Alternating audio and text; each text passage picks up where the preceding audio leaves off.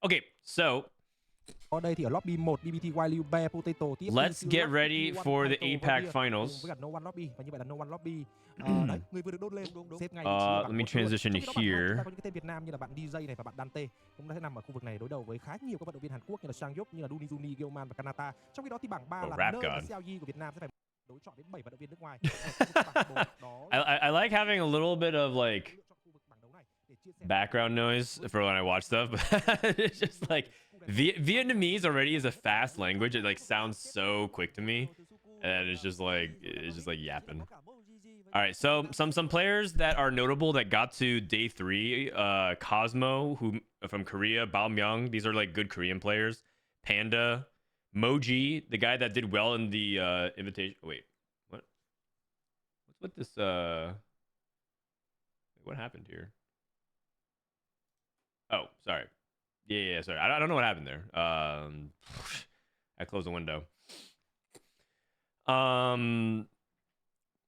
MoGG, Panda, YBY, right? These are all good players that usually do really well. Terry from, I think, Hong Kong.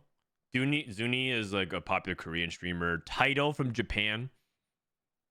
BBTY. These are all like well-known players that made it to day 3, so... All right.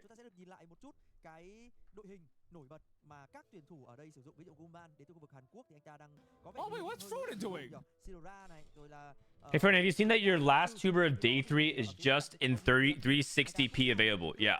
That's because YouTube takes time to process it. So in a couple hours, it should be available in 480, 720. That's just how it works. YouTube is pretty annoying. Alan, thank you for the raid, buddy. Thank you for the raid. We're gonna be watching some APAC. We're gonna be watching some APAC. We're gonna see if APAC has the tech. The Vietnamese broadcast. If you guys don't know, TFT is massive in Vietnam. Massive, absolutely massive. This lobby has YBY, MoGG, Panda, Succulento. Those are the 4 players that I know. All of them have either made it to Worlds. My God, look at this. They all have cams? Instantly enjoy APAC a lot more all of a sudden. This is lobby 4, I think. There's 4 lobbies going on. Bintum did not make it to day 3 this cup. You do not. Scrub, am I right? Bintum.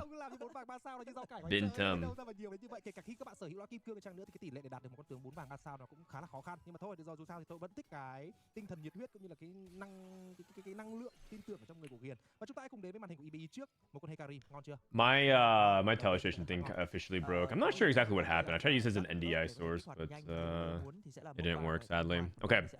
What portal are we starting off on here?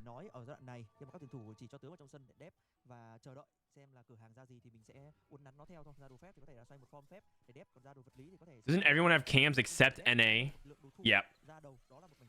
Americas specifically. Americas.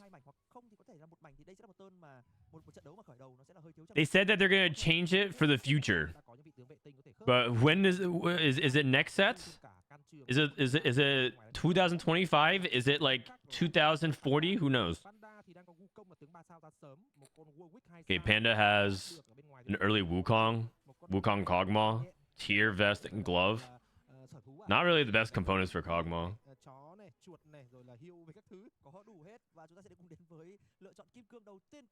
Does anyone know what portal this is? I don't like understand the Vietnamese language. Oh, flexible. In Vietnam, not only do you need a cam on your face, but your second cam on your keyboard. Oh, wow. On your key... Wait, what? Why on your keyboard?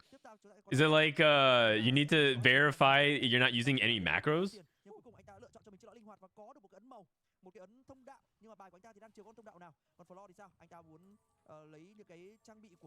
Okay, got Caretaker's Chosen. Caretaker's Chosen. So Caretaker's Chosen, usually you play for like a level 8 comp. You have to because that's when you get your Radiant item. Slamming Spark and Hodge. This guy got Pyro, Vanguard, and Frost. So he's going to play Fire and Ice. I like that. đây là combo 3 cái ấn rất khít với nhau.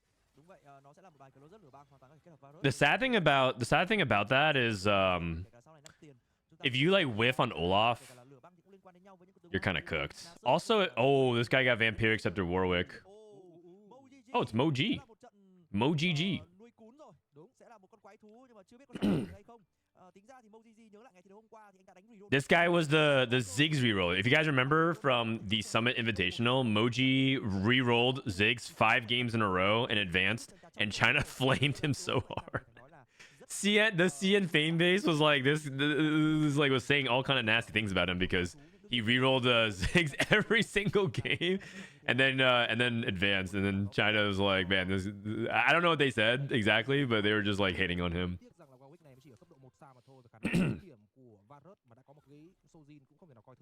Trong khi đó thì đối phương vừa rồi đẹp thế. Nếu mà như thế này thì Warwick này mà đẩy được lên cái mốc mà 4 tiên phong ấy thì cái bài này dư sức có trụ thắng được. Đúng, chính xác. Giai đoạn đầu thì đương nhiên chúng ta sẽ chơi với 4 tiên phong rồi, sau này chúng ta có thể đẩy thêm với 6 tiên phong rồi kẹp thêm cả ấn chính, hoặc là kẹp thêm những con tướng 5 tiền để phụ đam. Bài đấu Warwick vẫn là bài đấu mạnh ở meta. Okay, so he's playing Warwick reroll. I mean, MoGG's is a known reroll player in general. He really likes it. He really likes rerolling, which I don't even blame him because rerolling is very good. Like in general, right now in the meta, I think most people establish that if you don't have a good forecast line, rerolling is the best way to play for placements. If you don't, then you will generally struggle with like keeping your tempo high enough for like stage 3 and stage 4. Because if you miss on your forecast, you're just going to be too far behind. So taking a lot of damage there is really, or rather avoiding taking too much damage is key.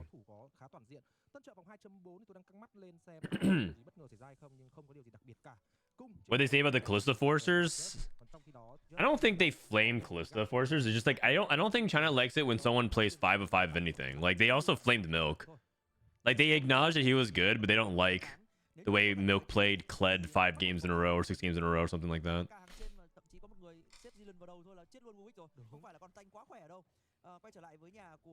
It's kind of the same. It's kind of the same in the West, isn't it? Like if you one trick a comp, people respect that less in TFT. The only exception is if you one trick like a Woksh line. Buried Treasures, Last Whisper, Titans, Hodge. So this is Kassadin reroll. Buried Treasures into Kassadin, 3 streak. If you guys don't know YBY, he is considered to be the best overall performer from Vietnam. He's also the guy that usually at the beginning of each set for Box Bootcamp goes toe-to-toe with Setsuko. Him and Setsuko for like 3 sets in a row just kept trading 1-2 in Bootcamp. And you can argue that's even more impressive given that he's playing from Vietnam, right, on bad ping. He also has kind of gotten into some controversies because I think like he's rage quit tournaments before. And like, you know, is one of those people that contributes to 7-man lobbies or something like that. I don't think any competitive ruling was ever like put out there for him, but you know, that's just to give you an idea of like the kind of competitive player he is. Very successful, very driven, pretty emotional. Oh god, Warwick wrapped on our back line. That's bad. That was our main DPS. You know, a lot of people stopped building Rageblade on Karat CVS Warwick. They actually start going Titans and Quicksilver now. They think that the defensive stats are much more important than just like scaling. And Vamp Scepter keeps you in the fight anyways. So there's a lot of people who actually stop building Rageblade entirely and just go Titans QSS. I think Quicksilver is really important, but I also do think that it's like sometimes in some certain lobbies you actually don't need it very much. There's not much TK. Like if there's the most annoying thing for Warwick isn't really actually even Tahm Kench, it's actually Zilean. I actually hate that unit against it, and Zilean's pretty prominent. But if you can find a way to like navigate around that, like I've seen like no Quicksilver Warwick do fine as well.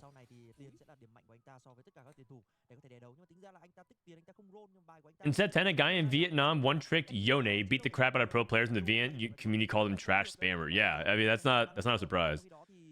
That's not a surprise at all. People hate one tricks. They hate one tricks. If you're like a player that gets off on like making players like upset for like the way you win. Just like one trigger comp. And like make yourself known for that. But better to be known and hated for like winning than to be forgotten and trying to be some kind of flex god and going 8th, you know? With guaranteed remover, Rage Blade can always be removed later. Yeah, that's actually true. That's actually true. It's not that you don't have that many good holders of it later, but yeah, that is actually true.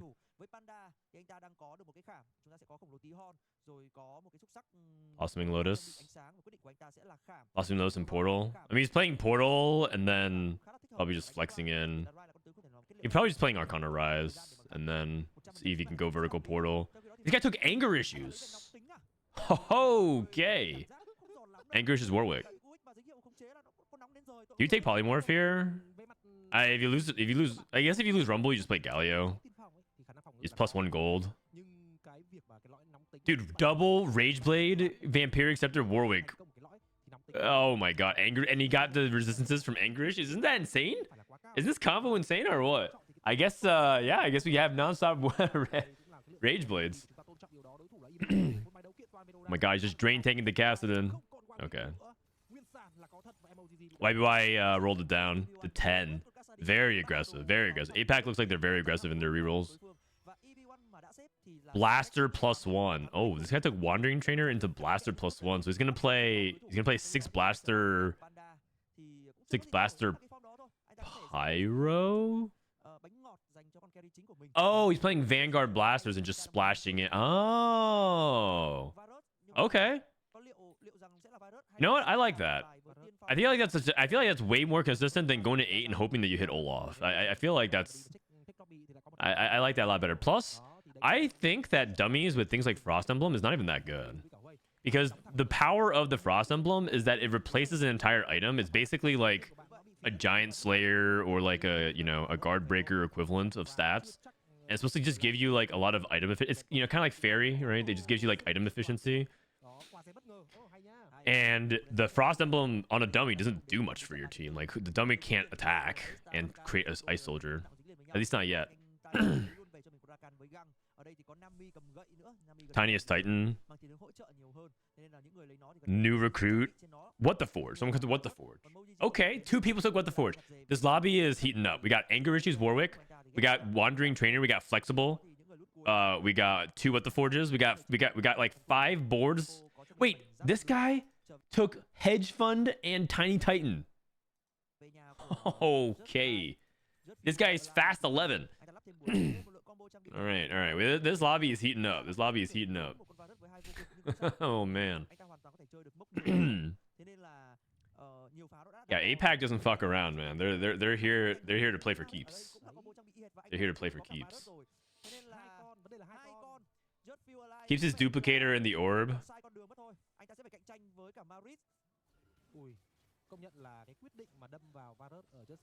Playing all 1-stars right now.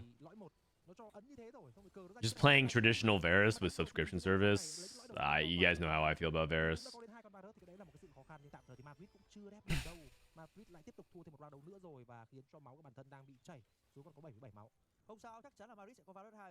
Everyone's playing for first. I guess so, yeah. I mean, it's the first game of the day.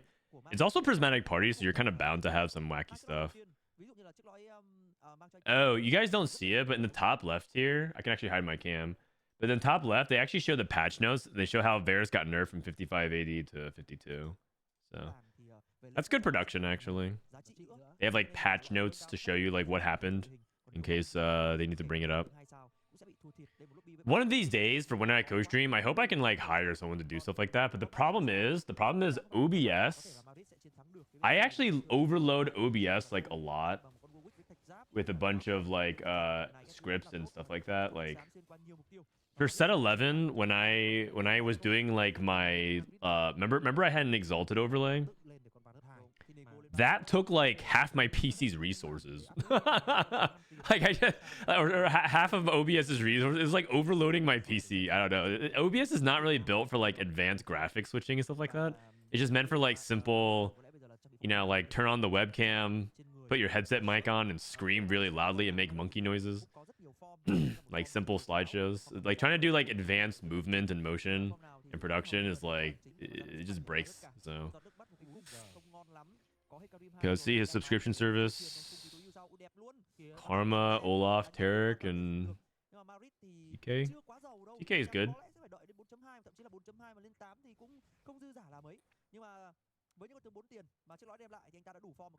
Yeah, Scholar Emblem. Wow, all of them are thematic, right? Right. If he, okay, so now he definitely play Wow, he just plays Scholar, Arcana Varus. That's or Arcana Rise. That's so insane.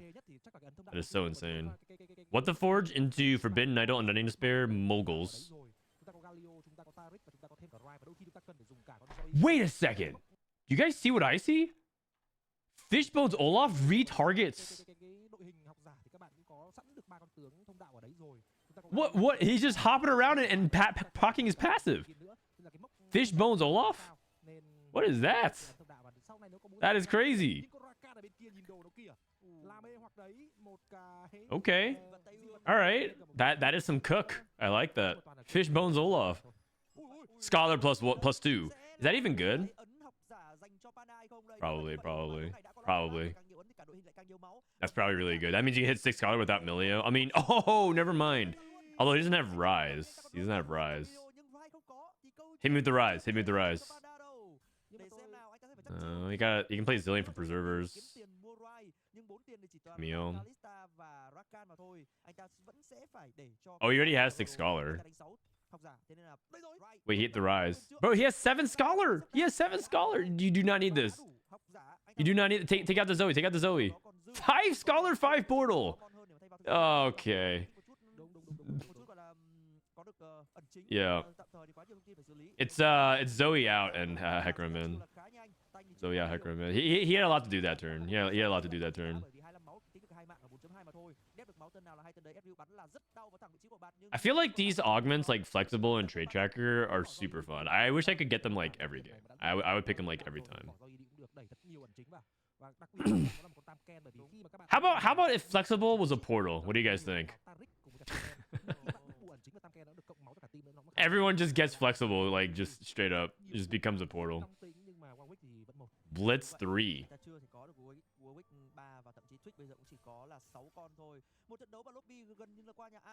Oh god, no. I mean, I'm pretty sure it would be a portal that people vote on. Oh, he got Moonlight Ritual into Warwick 3. That's nice. It's guaranteed on Warwick. This is pretty low roll for MoGG. He doesn't have Warwick 3 yet. But the good news is he's playing such a fundamentally broken interaction. No mana with Corrupted Vampiric Scepter on Warwick. He's good to go.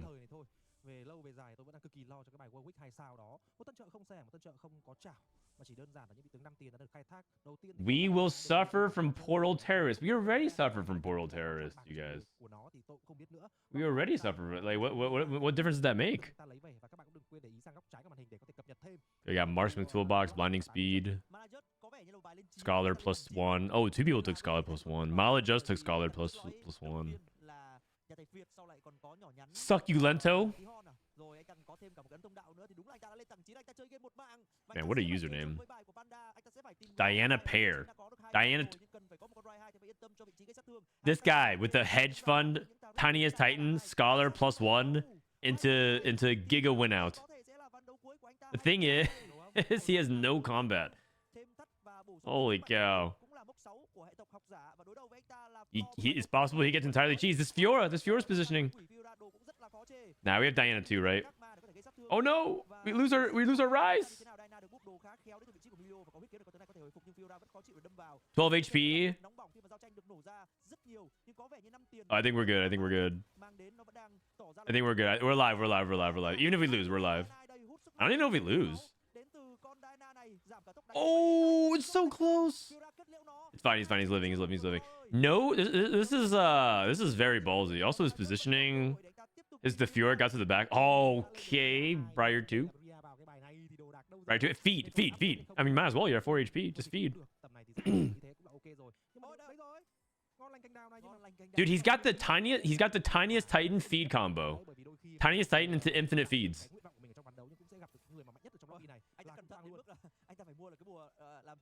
He's doing it. Wait a second, wait a second, wait a second, wait a second, wait a second. Oh, why, man? Maladjust. Maladjust. Oh, God. Oh, God. Oh, God. We needed that rise. Oh, God. I like our positioning, man. It was just our positioning. Oh, my God. That's 100% on him. That's 100% on him. He actually could have stabilized here, but he went 8th.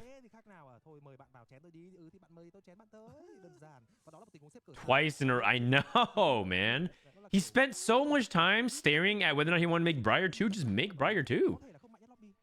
You know, when people submit lull chest reviews, they submit lull chest reviews, and there's games where they go 8th with boards like that, or like they just go bot 4, and they're like, I'm hard stuck diamond, or I'm hard stuck, like I need some help. It's like, and I say like positioning is probably why some of these boards aren't working out. It's because of stuff like that. It's because of stuff like that. It's like you're just not.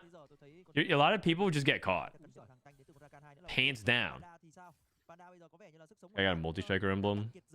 Trong việc là có được 6 học giả và 3 ẩn chính. Anh ta mua bùa để Hecarim có thể phân phát lại trang bị dành cho những con tướng lấp đầy hơn, những khoảng trống giúp cho Milio có thể Pop this anvil. Probably looking for, I guess, like guard breaker here. Yeah, guard breaker. Nah, hit me with the double JG. Double JG with blossoming lotus. Okay. Oh, these gloves. I see. Oh, because he's gonna try to go for a 3rd item with Milio. Okay, I can buy that. I was waiting for this guy to go full CN. Blossoming Lotus 2, double GG. Nah. Okay, Panda has potential to win the game. He has potential to win the game. He just needs to get a good frontline, like Tarek 2. Ham Kench. Oh, man. YBY 1, looking very good. Wow, his setup is insane. Cassadin. It finally happened, you guys. I convinced Disso that Cassadin is not B tier. I was like, you know, like, are we seriously equating Cassadin to Varus? Like, we're putting them on the same tier, and he's like, yeah, you know what? That's probably fine.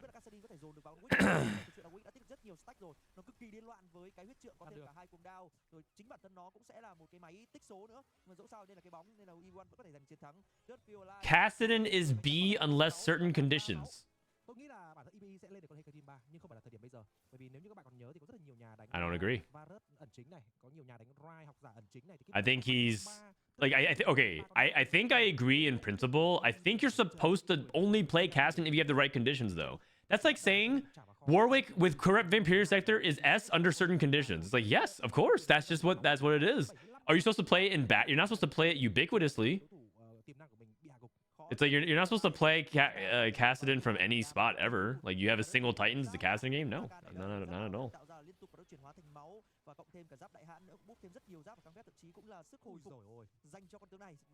I think that, like, the mentality, like, it's B tier because you can't play it without certain conditions is then we have to reevaluate the entirety of the tier list. To reevaluate the entirety of the tier list. Warwick is actually like C tier then. You can't play it, and it's like, that's just not true.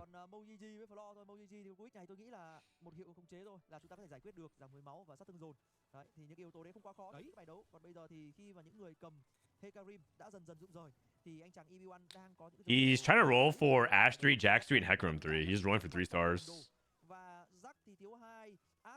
One more Jax. Wow. Okay, it's big spike. Big spike. He has so many 3 stars. Yeah, you know what? Just tech in the Ari for the AP. Why not? Just Ari on 8s for the Arcana, and then just Charmer for like the AP. Okay, probably not. You don't need that. But he has so many 3 stars. My God.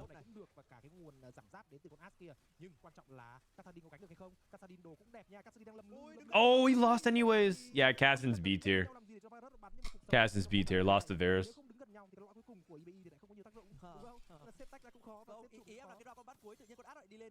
It's definitely 7 multis on 8s. Okay, I think you guys might have a broken sarcasm detector. Clearly, it's not Clearly, it's not Ari on 8, you guys. On multi-strikers, which is mainly a physical damage composition. I will say /S next time for you guys. I got you. I will say /S for you.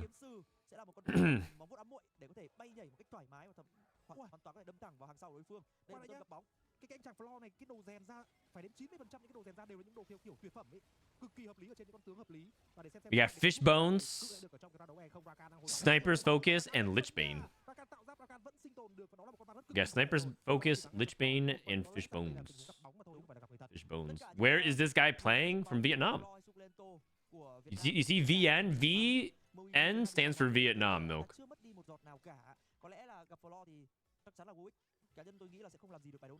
Okay, so we have what the Forge with like really pretty okay. The Fiora is good, but the other items on like Fiora and on Karma and Gwen are like kind of like Gold Collector Gwen. You're not like super excited about that.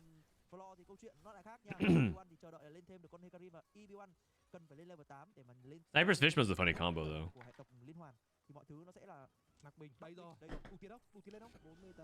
Man, I'm getting more dogged again. Okay, Hecarim 3.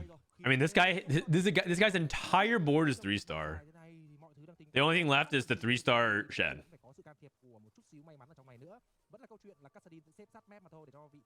Goes for Gunblade. Okay. I was thinking like maybe another tank item for Jax, but he did end up actually removing the Morello and try to go for damage items on Ashe. Prowler's Claw Fiora. As a din. Looking good. Boom. YBY1. Ains, thank you for the 18 months, man. 18 months. Appreciate you. Multi-striker Ari. I mean, if we have a multi-striker Ari comp, I'm down. I'm down. But no, you guys are right. You guys are completely right. 7 multis is always a play. The difference between 5 and 7 multis is unbelievably huge. You get like, it's kind of like the difference between 5 and 6 Scholar. It's a pretty big diff. It's pretty big. You unlock an entire different set of items for your entire champion pool. And you get a power buff. You guys are not wrong. Okay, we just got shit on. That is... oh, man. Okay, MoGG, 3rd for Warwick. Oh, that's a Nasus 3. Oh, I missed that. That is a Nasus 3. He lost. Oh my god.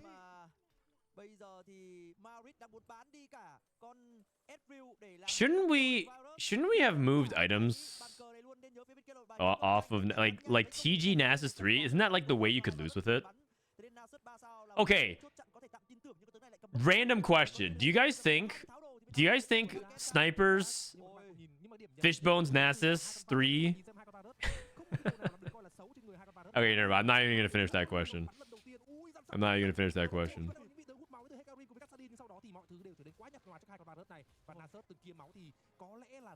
I don't think YBY can deal with this. He just doesn't have enough DPS. Maybe if he had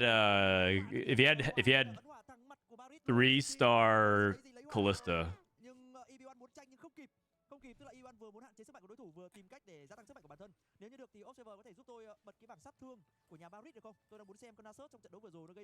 He's gonna roll for Varus 3 here. Treasure party. Dude, what treasure party, man? Like you have so many items. You get 2 items on your Akali. Nice. I mean, it's still better than nothing. Still better than nothing. It's just funny because like he's playing treasure party and all of his item slots are just like full.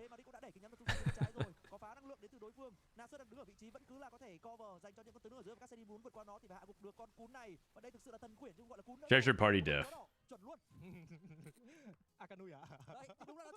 Roll for the 3-star 5 cost. Oh yeah, we're looking for major polymorph. Oh come on, man, Bedge. Bedge. sorry mọi người. Hai con Barret cầm đồ đẹp đến như thế lại còn thêm mốc 5 của hỏa nữa. Thì cái vấn đề mà kết liễu ở 18% hay bao nhiêu phần trăm thì tôi cũng không nhớ rõ nữa, nhưng đại loại là mọi thứ đang là mắc binh. Còn với EBE ván này có thua đi chăng nữa thì You want him to roll for another charm? Đúng vậy. cái top 2 đầu ngày rồi. Đúng vậy. No, I want him to. I just don't think treasure party is like high value is all. Để lên 3 sao. Bây giờ anh ta chỉ có thể That's all. That's all. bùa thì cũng để làm gì Man, đâu. is Gorgy Flip? Why do you always argue against everything I say, man? Like everything I say is always like you're like the biggest chat contrarian. Đúng. Máu nó y nguyên như thế kia thôi. I appreciate you show up every day, talk about TFT. But like, man, dude, like you push back on everything I say. Được cải thiện quá nhiều đâu. You can't clump Là làm sao with để 2 Varus max Pyro. 9 con nữa thì được mắc binh hết. Then he loses a movable object value. Có thể là những người mà dự đoán là một con sẽ sai, bởi vì sao anh biết không? Bởi vì nếu như Madrid mua được một cái bùa biến He's not even like that clumped. He's not even that good because these units like walk out of range, you know. Chỉ cần tướng 4 tiền 3 sao xuất hiện ở trong trận thôi là người ta đã tính rồi. ok. Không nhất thiết là phải round đấu cuối cùng nó còn tồn tại. Ok. Đấy. Nên tôi hoàn toàn ủng hộ quan điểm là Madrid có thể dành nốt số tiền còn lại của mình để có thể nghiên cứu một con 5 tiền 3 sao. At least the back line. Yeah, I guess you could separate the Callista and the Ash a little bit. Anh ta không mua bùa, anh ta đang tìm cái bùa đấy đấy. Okay, he's rolling for it. He's rolling for it. Không update cái gì nữa hết á. Tập trung He takes barrier.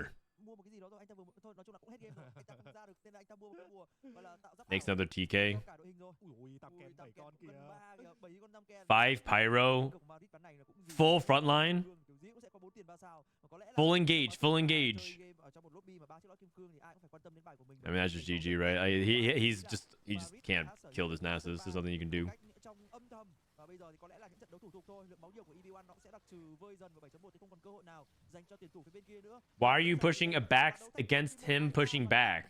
Well, that's just it's just banter. It's back and forth. Kịch bản có thể đẹp hơn, thực ra là có 1 2 3 4. Nothing personnel. 3 5 cũng là quá tuyệt vời trong một trận đấu quân rồi. All right, Nasus 3, Varret. Yeah, 5 Pyro. 5 Pyro Nasus 3 gets the job done.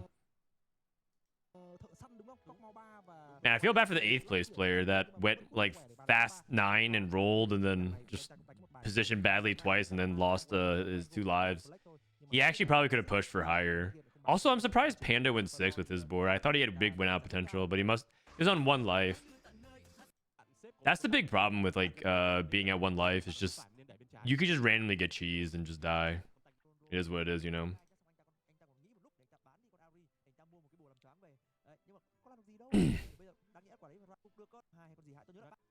What was the winner's little legend? What was his little legend? Let me see.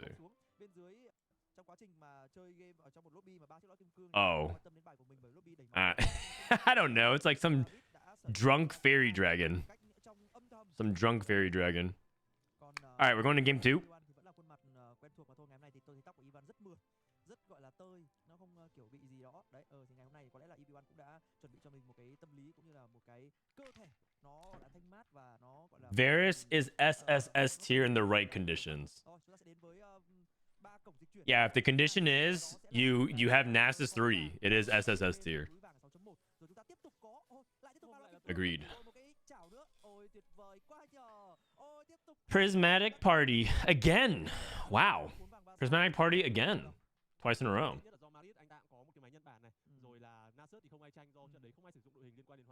With the upcoming patch, does Warwick still have an S tier condition? Let's see. Well, they did technically buff his base, but I think there won't be. But I do think Warwick is really insane with 1 item. I think Warwick is really good with Radiant Titans. So if you ever open up Radiant Relics and you see like a Radiant Titans, I think that item is extremely good on Warwick. So maybe that. Like, how often are you in a spot where that happens? You're not looking for Radiant Relics often at 2-1. And like, what are the chances that you even open that up? What placement did the Warwick reroller get? He got 3rd. He got 3rd.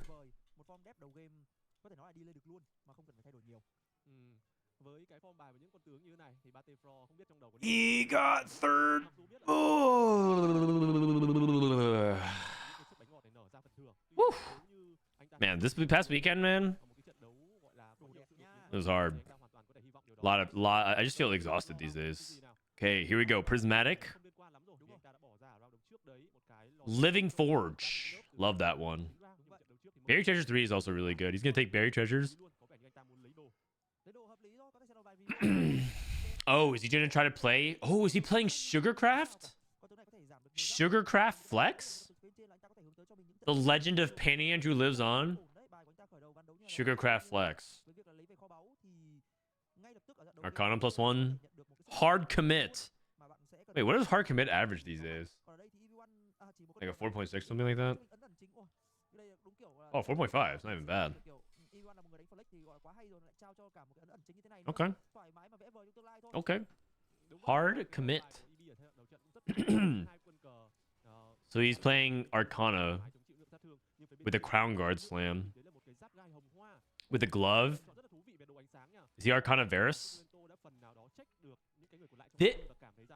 Hold on a second. Did Succulento take Radiant Bramble off of Radiant Relics?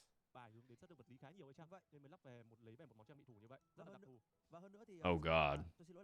I think Succulento. Yeah. Arcana is awful though. I actually don't even know the stats. Let me look it up real quick. Let me see if that's true. Let me see if that's true. All right, can we filter that out? Hard commit. Arcana emblem. Oh, you are not wrong actually. Hard commit, Arcana emblem, 5.0. Without it, yeah. You might be onto something. Arcana might suck. It might Succulento.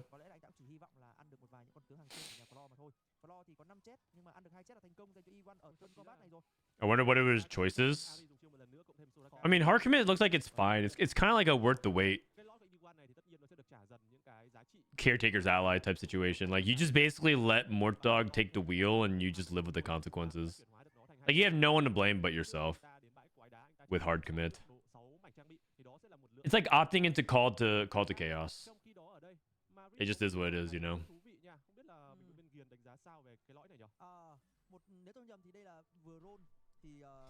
3-2 trade tracker. Yeah, I mean, it'd be cool if he could get it, but yeah, prismatic party, unfortunately. Oh, we got a Ziggs reroll? Nah, is it? He's level 5 already. He's playing at what cost? Never mind. Never mind. Oh, wait, is it? I think it's dual purpose actually. Oh, Ziggs missed. Oh, did you see that? Did you see that? Oh my god, this guy, the Ziggs. Woo. Oh my god, that is crazy. That is crazy. This guy almost threw. My god. Yeah, it looks like it's dual purpose. You're right. What cost levels you to 6 immediately. The icons look very similar in my defense. In my defense. At what cost and dual purpose? They both have like the up arrow. Like they both have like the up arrow thing. Like it's. Remember what set was it when like every gold augment had a Demacian helmet? It was like big gains and domination and like it's just like had like everything was like just a helmet with like a sword. Was it set 9? I could not read the augment. The clarity on augments was terrible. Oh my gosh. All right, witchcraft. Witchcraft +1 on the flexible. Witchcraft +1 on the flexible. We got IE. It's a little bit awkward when you have sword items because that means you have to kind of play around Fiora. And with Witchcraft Emblem, you really want to play around the AP carry that you're trying to go for. So a lot of times you're playing around like Rise, Karma. That's okay though. Like in the end, you kind of want items for you kind of want like items anyways for Witchcraft because you want a trio carry, Fiora, AP carry plus tank. So it's fine. Vex 2.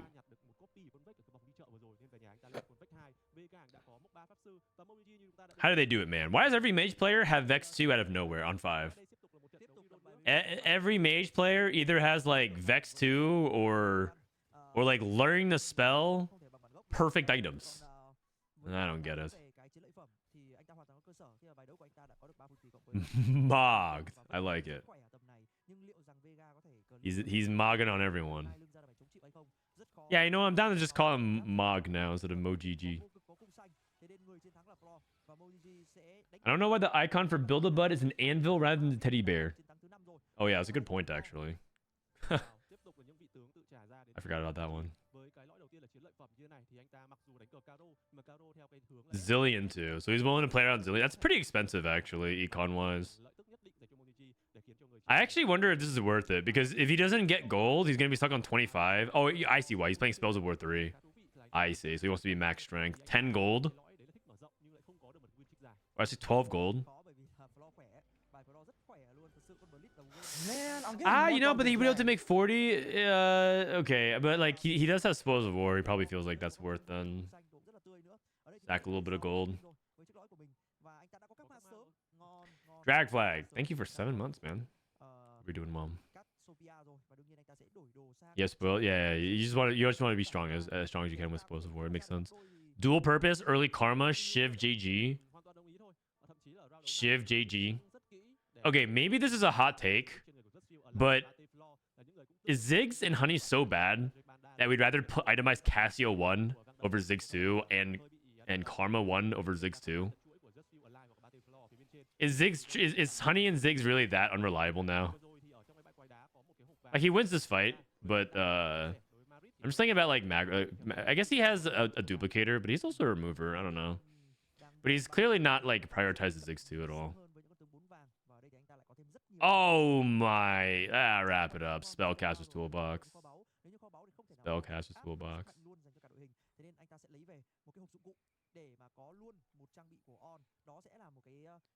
This augment is like way too good, man. Way too good. Just compare it to like Prowler, the Assassin's Toolbox. Radiant Rageblade. This guy. Whoa, dude, Succulento he's got the gamer lean. He's got the gamer lean. Holy cow, man. Holy cow. My lower back hurts just looking at him right now. Oh, he is locked in. My man heard lock in and he took that literally. Oh man. Oh, he's laying down. Oh, is he? Is he laying down?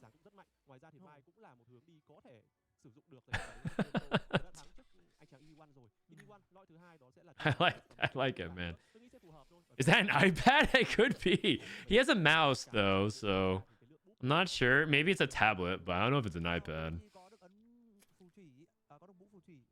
He might be lying down. Dude, that's actually kind of Giga Chad then. Instead of the gamer lean, he's just laying down playing a game of TFT. You know, the one of the peaks of Hearthstone was when the Hearthstone players just stopped caring about taking it seriously, and they just started like literally laying down while playing on cam. Like, I remember one pro was literally laying on his couch and he just had a remote wireless mouse, and he would just like between turns he would just like look up at the screen like this, and when it was his turn he'd like look over and click and then just like go back and just like go back as if he was like in a therapy session, just like looking at the ceiling, lying on the couch. Oh man.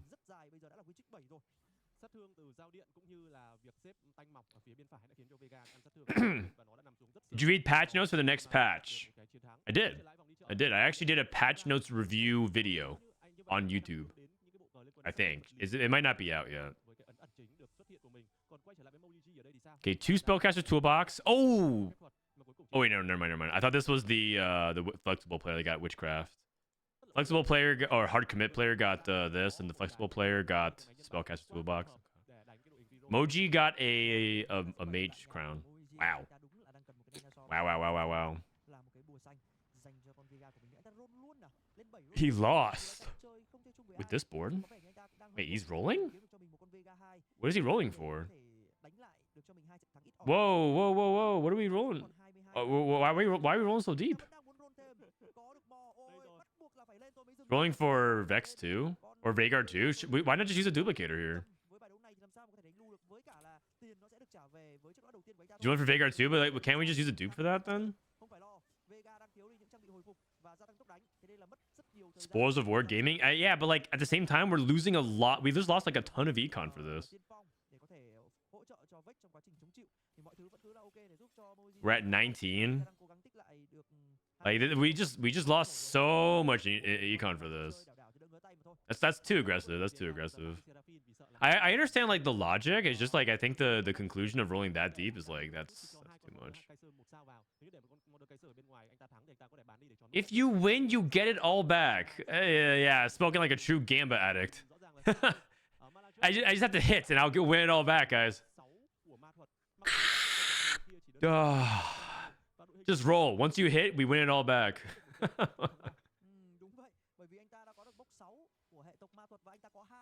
He also lost that round. Yeah, exactly. And he also lost the round before. I mean, you do get what is the odds for Supposal War 3? 40%? I can see it. I can see it. You get like 2-3 gold back. But like I don't know. I feel like there's you know who would flame that play? Milk would flame that play. Remember how greedy he was even for 1 gold with reroll? Then again, MoGG is the one who gets to day 3 of the Summit Invitational, and Milk's just a day 2 Tactician Scut player. So what does he know?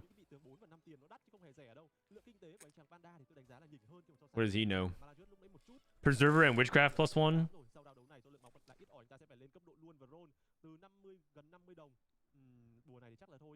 We're gonna roll down. Oh god. Oh god, the 4 cost. The 4 costs. And it's bad. It feels bad because like a lot of people are re-rolling, so it's like yes, you're uncontested, but there's actually a lot of dead 4 costs in the pool. Like where's the Callista players, man? Have we seen a single Callista? Oh wait, this person's about to play Callista. Wait a second. If he's playing Callista and he made Radiant Refractor into Callista and then made a second Rage Blade. Succulento. Come on, man. Come on, man. He made a second Rage Blade.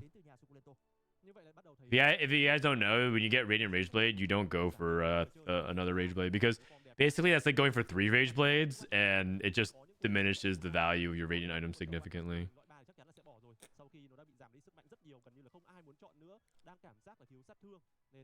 So essentially, you just lose a lot of value. You're basically your second item is dead for the most part,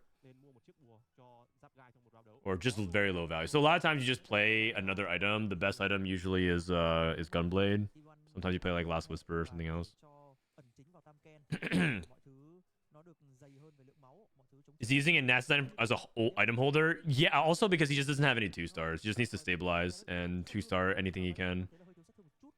Kind of like what we talked about, the dynamic of the current meta is that if you play a 4 cost, you are just not allowed to really miss on stage 4 because reroll players will punish you for being way too weak. So, you know, you lose stage 3 because reroll players are too strong, and then stage 4 you missed, you get punished on stage 3 and stage 4. That's like 70, 80 of your HP, giving you very, very little room to navigate. You just have, like, the tempo of the game is just too fast. And it's wild because in set 11, people complained about the tempo of the lobby because of encounters, and they said there's too many resources, and so the game's pace was so fast. But in set 12, the pace feels equal, and we have charms, which is a gold sink as opposed to resources. But I guess charms give you compensation power, like you're spending your gold for something. It's just interesting just observing that, because the pace of the game, in my opinion, hasn't really slowed down very much, if at all. What the Forge into double innervating locket forbidden idol. Oh my god, this Rakan is immortal! What? Rakan is immortal! Oh my god. He's gonna tie, He doesn't have enough DPS. What? What? What is this? Oh my god! Oh jeez. That was insanity. Holy... Imagine if he 2-stars as Rakan. That is unbelievable. He has Exodia Rakan. Good lord. Also, can I get mod bag? I get these messages. I'm typing too much. All right, I'm down to pull it. Chat, I'm down to poll. Should we remod milk? Yes. No. I will allow votes. For 1,000 channel points, you can vote an extra time. Milk always talks about voting. Milk always talks about voting. He keeps asking. He goes to everyone's chat and asks, "Who are you voting for?" I saw Emily Wayne go online. First message from Milk. Emily, who are you voting for? We're gonna solve this the democratic way.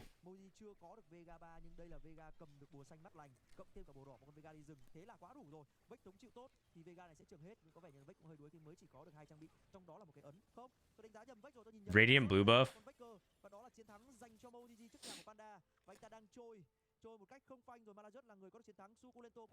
I'm using all my coins for nay.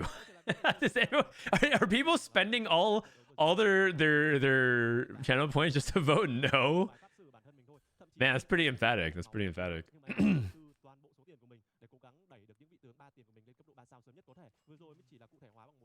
They are not qualified or educated enough to vote.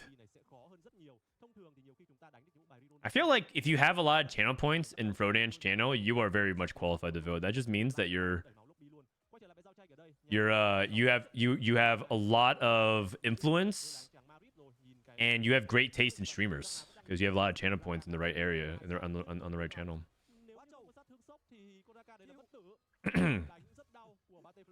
My God, I think that this guy might win, just like win the game straight up.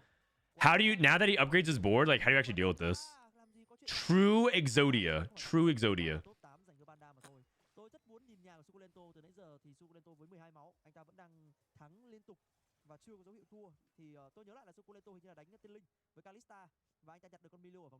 Can you vote no twice? Yeah, if you spend channel points. So this is why Ricotta's getting nerfed. Well, the thing is, you put that combo on, if you put that combo on Vex, it's also insane. If you put that combo on people who are just generally good at utilizing lockets, it's just insane. All right. 58,000 points. Oh my God. Wow. Wow. All right. One Jax TFT. All right. This is the vote breakdown. This is the vote breakdown. Actually, what? Dude, look at this. Look at this. 232,000 channel points were contributed to this vote. For no. Oh my God. Oh my God.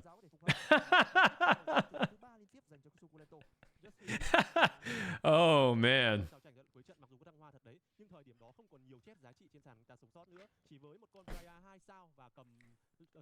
Succulento losing out. That's not a surprise. Panda, dude, the Korean players are getting bopped. Panda and Maladjust. Wait, he has 8 witchcraft? If he finds Morgana? He's missing Morg? He's on 9. Oh, that sucks. Okay, if he lives by 5 units. If he lives by 5 units. Doable. Oh, he might win this fight. He might win this fight. Yeah, MoGG is not that strong. Succulento is dead. Not a surprise. His close to build is kind of bad.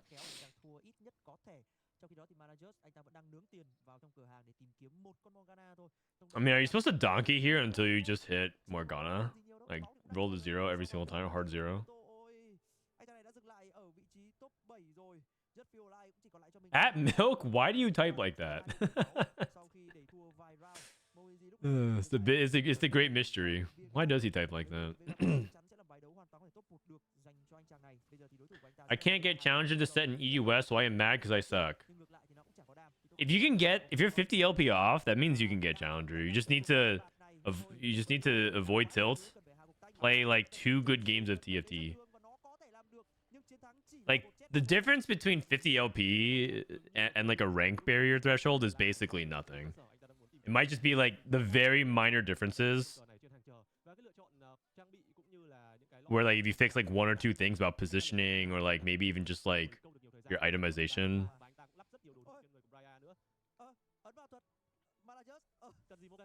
Wait, is that it? That's I think that's 8 witchcraft for Maladjust. I think that's 8 witchcraft because he was missing Morgana. Nah, it's just time. Cope. Coach. Come on, Chad. Let's do the hit together. Ready? They're just higher ranked than me because they have more time.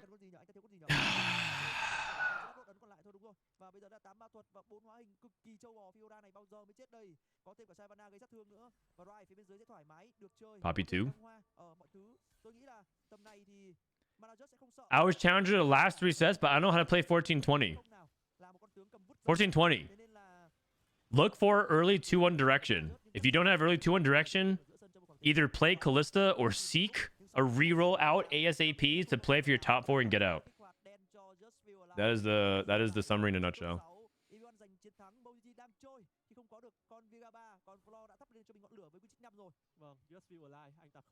All right, 8 witchcraft. We're online. We are online and cooking. Okay, can he win the game with 8 witchcraft from here? No Morgana. No Morgana, but he's got flexible. He's got 8 witchcraft. It's like it's very powerful, but like, he's at 1 life.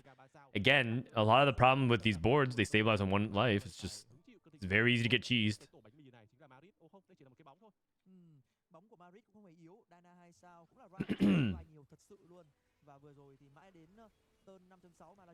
That name is perfect. What are we talking about? What are we talking about? Why does he prefer Shiv 2 over Briar 1? For the shapeshifters? I don't know. He lost! Wait! He died! Oh my god. He must have queued into this guy. He must have queued into this guy. He even hit Blighting Jewel Karma. This is so illegal, man. He must have queued into Karma.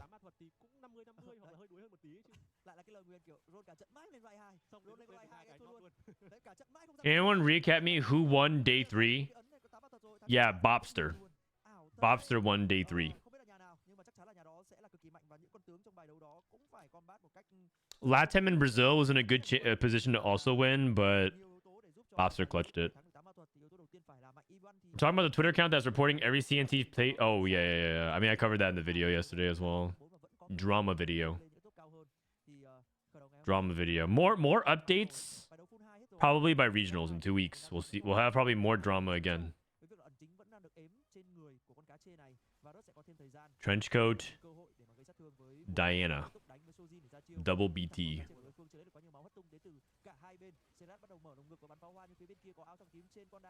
Oh my goodness. How does Varus deal with all this? Oh, he's dead. I mean, Force is not bad. Is the quality dropping? It might just be the pixelation. Oh, I can go 1440. I didn't even realize.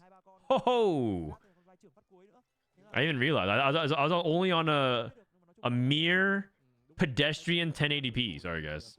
I did not realize that. I guess there's just too many particles flying across the screen, and we got a lot of pixelation. There's like a term for that. Is that like aliasing or like ghost? What just like starts to pixelate a ton because there's too many particles on the screen. I'm not entirely sure. I forgot what it's called. Wait, what happened to the Rakan? What happened to the Rakan? Whoa, we lost. Well, I need to watch that again. What happened to the Rakan? I need to know how to beat it.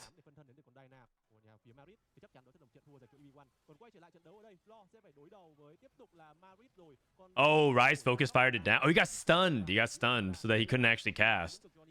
Oh. Okay, well, you can't. It looks like you can't solo frontline him. Otherwise, he might get bum rushed like that. Compression artifacts. Yeah, it sounds like some. That sounds right. It's like when at the end of like a sports championship, they like throw down the confetti and then like it just destroys the Like the camera, the picture quality goes awful. Madrid sẽ gặp ai, nhưng mà đây là MoGG người Flo. Thì vừa nãy thì MoGG gặp bóng rồi, thì có lẽ là bây giờ là một turn gặp người. MoGG và Flo sẽ cùng với nhau quyết định xem ai sẽ là người mất máu. Nếu MoGG thua thì anh chàng ấy phải rời đi luôn. Và Madrid sẽ là người hưởng lợi. Yeah, he's sacking all the shitters in the top row, trying to stall for the Rakan. Rakan just got blown up. Oh wow, I guess Exodia Rakan isn't that good. Wow, that guy's gonna go third after all this? He's just gonna get ping-ponged back and forth into a third? That's crazy. I kind of thought this guy was gonna win the game by like, I thought he was just gonna not lose a single fight for the rest of the game, but he just gets bullied. That is wild. Scope expansion, pretty useless. I'd roll for something else. Eric 2, 7 mage.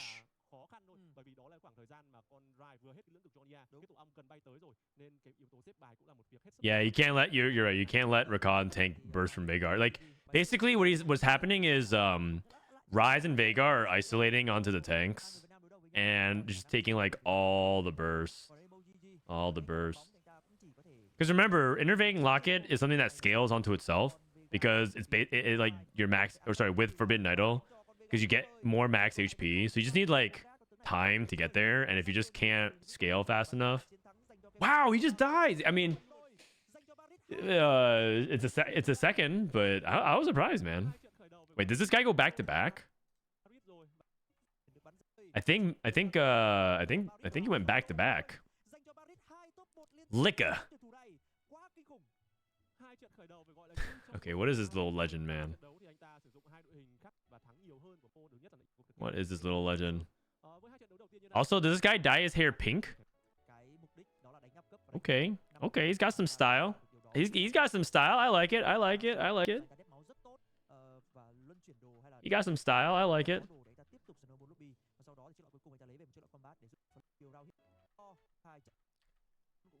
Did Zonia's even proc? It usually does, but sometimes it gets popped really early. Okay, so they reshuffled lobbies. Now Maris is in a lobby with MoGG, Terry, Title in a lobby with Cosmo, Panda, and Balmyung. He's in an all he's in an all Korea lobby. KR, JP. YBY is in lobby 2. And lobby 4 is Sangyap, BBTY. This guy's username is #1 lobby. Wow. That's just like a, or maybe no one lobby. Interesting username.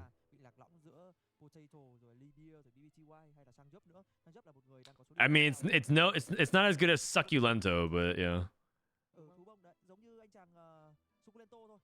All right, so we're going into lobby 1. Game 3.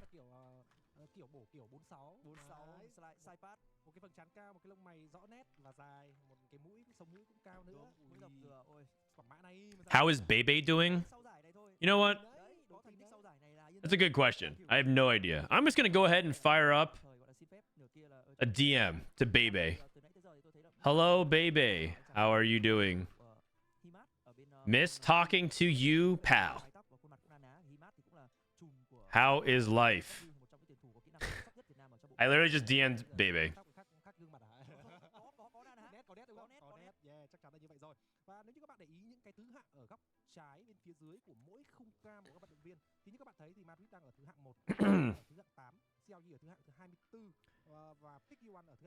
All right, we got Terry. I think is one of the strongest players here. He's like the best player from Hong Kong, and he generally makes it to really far from regionals. Oh, actually, MoGG is here as well. This guy has 2 chonk little legends. Oh wait, I have one too.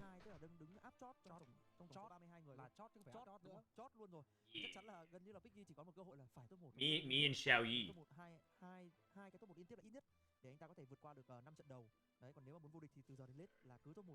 tôi nghĩ là mới đủ, bởi vì nhìn lại cái lịch sử đấu của những người đã từng vô địch giải đấu này thì gần như là họ phải có đến 3 cái top 1 trong một trận đấu, sau đó toán 2 và có một trận top 3 nữa thì may ra mới là điểm nó phải rơi vào tầm 4 mấy thì họ mới bắt đầu. These guys look so young. Trận đấu này thì có vẻ như là cũng hơi lâu nên là chúng ta sẽ được nhìn góc cam của các tuyển thủ. Yeah, they actually. Dude, Terry looks like he's 12. Like, look at this guy. Terry has to finish this before he has to go to bedtime because he has to wake up for homeroom soon.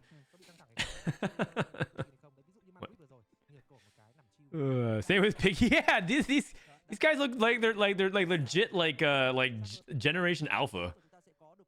What's going on?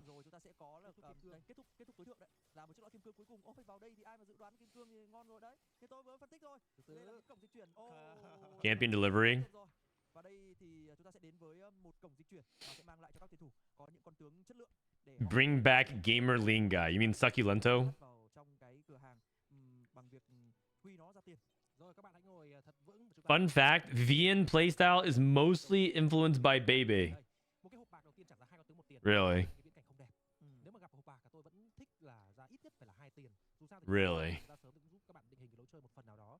Là hơn là That's gonna be Frodan's kid. Rồi, Ooh. có hai con tướng trong hệ tộc Succulento? thông đạo. Đây là hai con tướng rất dễ để giúp chúng ta có thể flex ra đầu game để đép máu. Với Zoe, Wait, is this guy looking at his camera? một con Galio chẳng hạn, để bạn có thể có được 3 thông đạo. He's breaking the fourth wall. He's doing the thing where like he makes an epic play and he turns and looks at the camera. Để đép máu nữa thì càng tuyệt vời. Ở đây là có This is like FPS POV because the FPS players want to show their mouse, anh chàng này but but they don't want to, and they're also a little bit shy about their frontal look. nhưng mà cái tên của anh ta thì lại khá giống những cái tuyển thủ mà kiểu đánh hay ở phía bên Trung Quốc đúng không? Đấy kiểu CLG các thứ đấy. nghe có vẻ nguy hiểm đúng không? Nghe Rất nguy hiểm. Vừa rồi thì cái phong bài của anh ta có dây, có Poppy rồi có Milk says, bro, I should get a kid. He could be a TFT pro before 10 years old. Bro, I should get a kid. Yeah. Champion delivery. Category 5? Oh, Shapeshifter Crest. Shapeshifter Crest. Wow.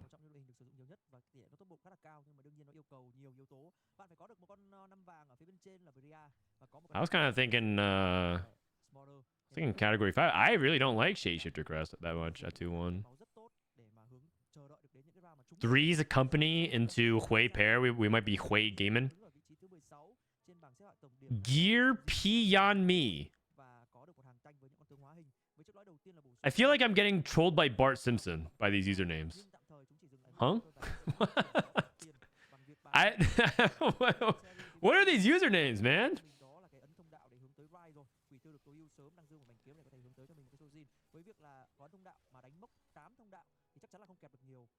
Shojin Hui. Start things off is pretty good. So sánh giữa 8 thông đạo và form học giả kết hợp với cả ẩn chính thì tôi nghĩ là học giả ẩn chính đang có những sự nhỉnh hơn về sức mạnh ở giai đoạn late game. He's gonna hold on to Ezreal. A lot of times when you play Hui, you're not actually looking to play more than 2 blasters. There's a reason why they're buffing for a blaster. Marquis says, I have a question for anyone. I was playing yesterday and my opponent has something that was making holes on my board and taking my champs. I have no idea what it was. Holes on my board. I don't think I know what you're talking about. Oh, set 5 Teemo passive? Oh, I can see that. I can see that.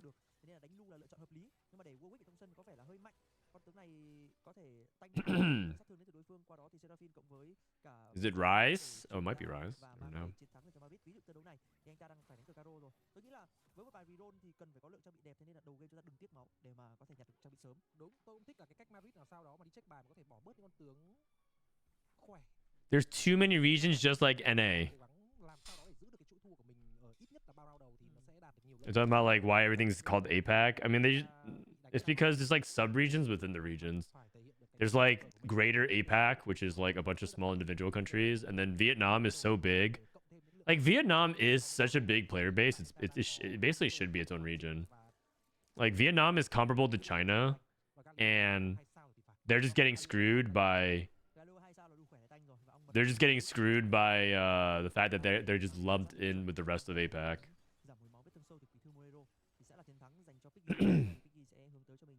chuỗi thắng với 3 trận thắng liên tiếp ở vòng 2 chấm. Okay, Steadfast Morello. Không sao.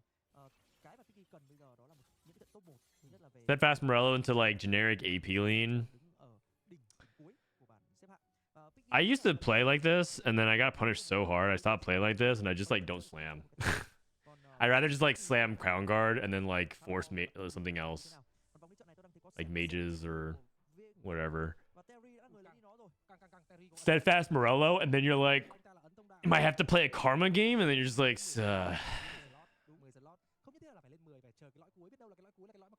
Wasn't there a game when they're putting Vietnam to be part of the SA region? South America? Wait, really? I don't know what you're talking about.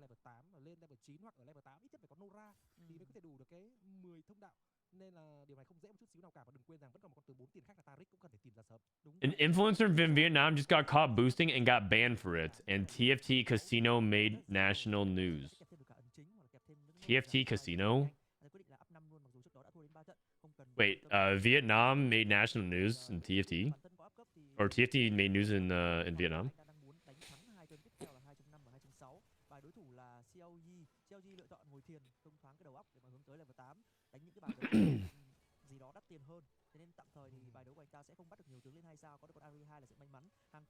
I mean, TFT is big, really big in Vietnam. I'm cool with that.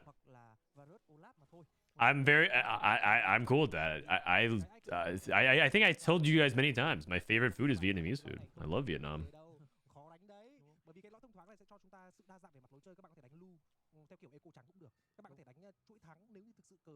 Okay, we got what doesn't kill you open into what, Callista? Or what? Shapeshifter +1. People were making custom lobbies and betting on it. Let me see. TFT Casino VN.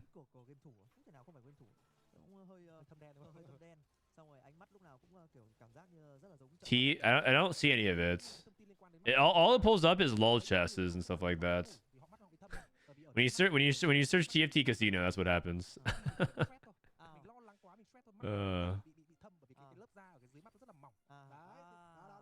Oh, thank you. Okay, thank you. Favorite Vietnamese dish? I generally like. I mean, I like a lot of stuff. I like a lot of their soups. I like their vermicelli stuff. I like their rice dishes. I like banh mi's.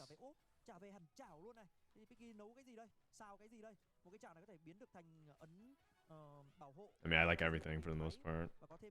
It's basically like Asian food and French food combined. I got a pan. Okay, so with pan, you can make Preserver and Warrior right now, but I don't think you want to make either of them. What would you even go here? He has Hunters in. I guess if he gets a Hunter +1, you can go for 6 Hunters. Might be good.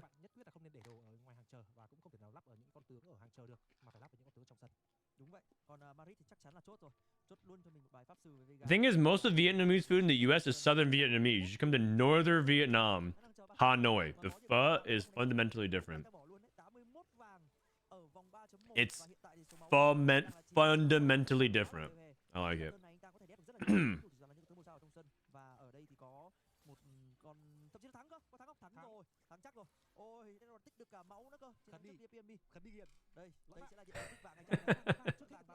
Is this the finals? It's game 3 of 7 of the finals. Yeah, that's right.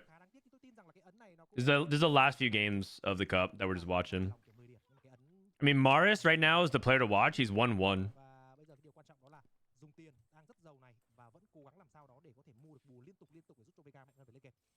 Blue buff Nashers. Should try Bun Mom. Okay, I don't know a lot of the technical names of stuff. Let me see, Bun Mom. Because I'm not gonna lie, I go to a lot of Vietnamese restaurants and I point to the images because I know what they look like, but I don't know how to like read their names and stuff like that. I should probably like take the time one time. Oh, I've had this before. It's very good. Yeah, fermented vermicelli soup. Yes, it's basically like gumbo. Like it's like if you have like Creole food or whatever, it's like gumbo.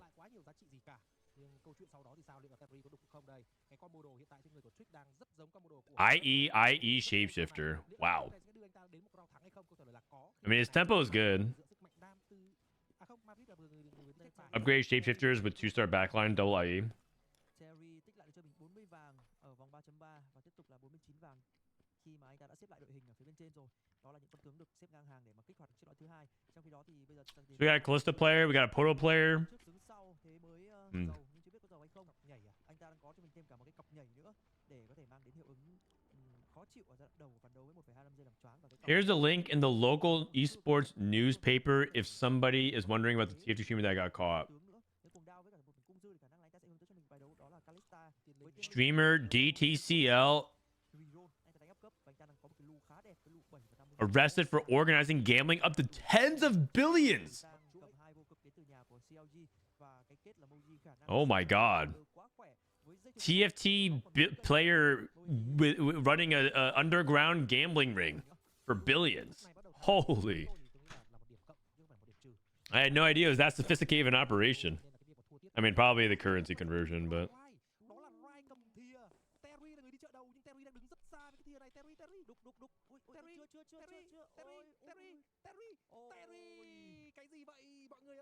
We can read that between games. I'm down to read that between games. $1 billion dongs. Yeah, I bet. So it's like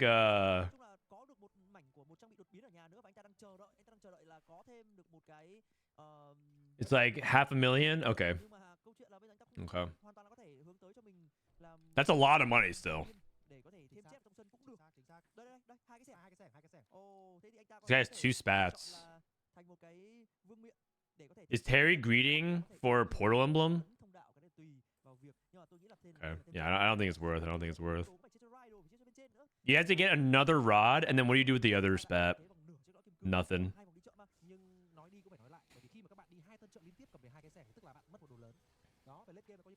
He's gonna run to item issues.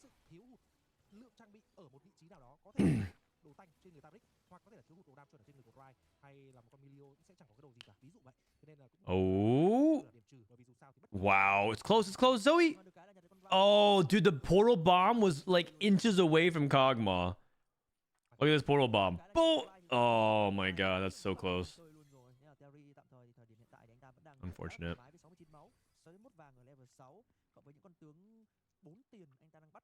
You reforge the other spat for Scholar. Yeah, but the problem is you need another rod in a tier. And then you just don't complete your items. You're going to be so weak. It's just not worth it. It's just not worth it. That is one thing that I think... That is one thing that I think people mess up a lot, which is if you have a spatula, it can be very expensive with your item economy because you're not making actual items. N6M was involved too, and he was the guy that got banned for boosting in set 10. I mean, it makes sense because you just don't make money competing.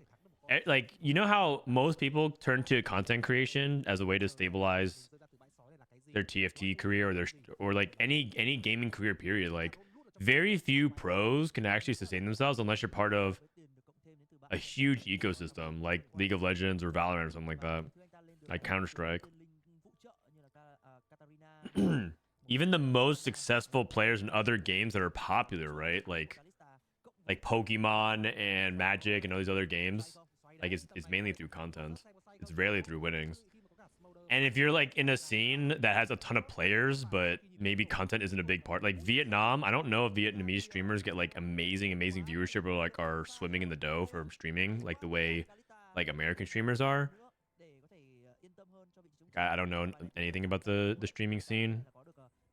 And so if how you capitalize off of a game's popularity is often through like stuff like boosting. If you're just good at the game. What? Okay. That's pretty good. YouTube is big in Vietnam. Is it like very profitable though? There's also a difference between like having a lot of views. Like not all views are created equal on YouTube because of your RPM. It's like basically every viewer has like a certain amount of money that they estimate that you can generate based off of their likelihood to spend. So like TFT players surprisingly have a higher base RPM than other games because TFT players skew older and they're also willing to spend money, like a lot of money on things. Compared to say the average viewer for something like, I don't know, that's like that skews younger, like Call of Duty or something like that. Actually, that's not true. Call of Duty skews a lot older. I need an example of like games that skews like towards people that don't have income. Anyways, TFT actually has a higher base RPM on YouTube, so it's actually not bad. So if you get like 100,000, okay, Pokemon is a good one. If you get like 100,000 views for TFT, that's worth like 500,000 views on YouTube for another game. For money wise. Roblox? Okay, no, but the thing is, Roblox viewers are actually worth a lot because they spend a lot of money on their game. Roblox kids spend infinite on the game. If you actually look at the financials for the Roblox company, I don't know if you guys ever like look at those kinds of stuff, but if you ever look at the financials of Roblox, they spend so much money on that game. It's crazy.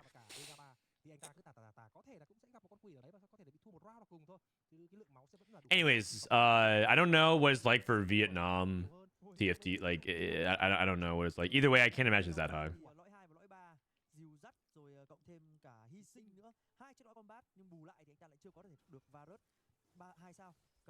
Last Whisper, IE, Arcana Varus. This guy is going 8th. Varus 1. Versus close to 2 Rakan 2. Well, this is a good ult. Oh my god, Tom Ken's just such a troll. Why did he ult that way? Oh, the 50-50. Oh my god.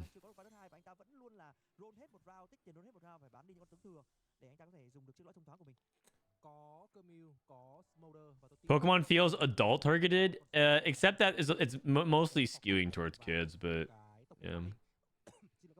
Anyways, the point I'm trying to make is that I understand why people boost. I don't think it's ethical. I don't think it's good. I do think that like there's a lot of problems around it, but I understand like why people do, because that's the only way you can like consistently make money. Right now, the only way you can make money in TFT besides streaming is coaching, and even then, it's like not like coaching is hard to scale because it's like because what you're monetizing is your time, and it's kind of hard to do that.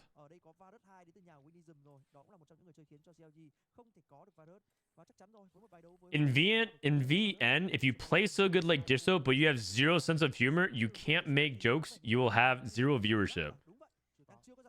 I see.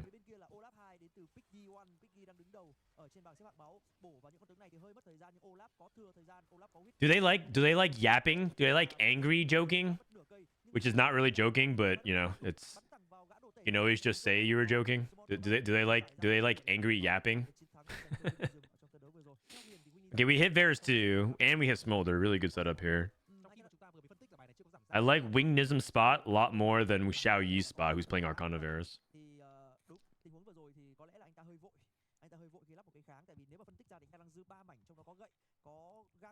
What's the highest rank you can achieve if you exclusively play on mobile? Challenger.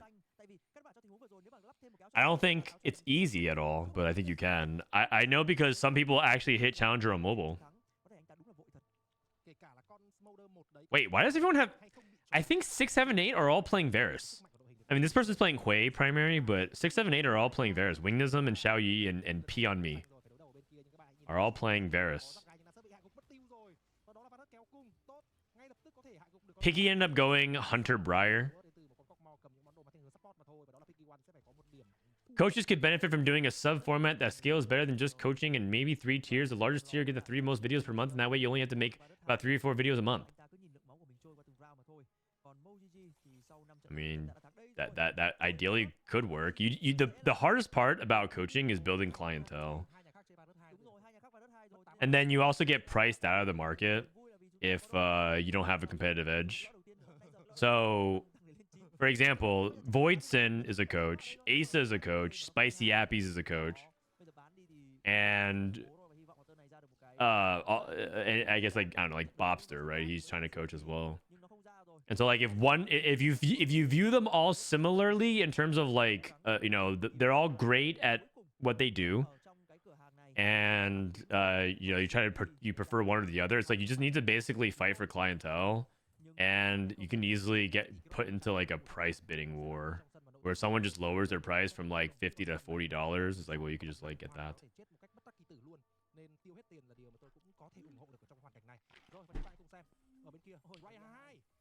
Solus makes millions from coaching.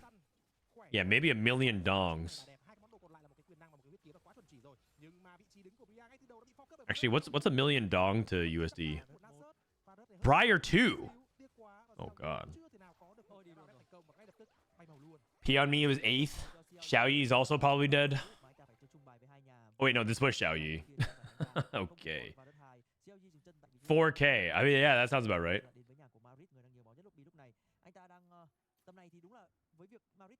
What's the current read on the Varus Arcana on the Tactician's Cup level? It's bad. The tier list that we put out for TFT Academy, it is actually, it's not always tournament level tier list, but it's like a mixture of like challenger, GM plus challenger and baseline tournament expectations.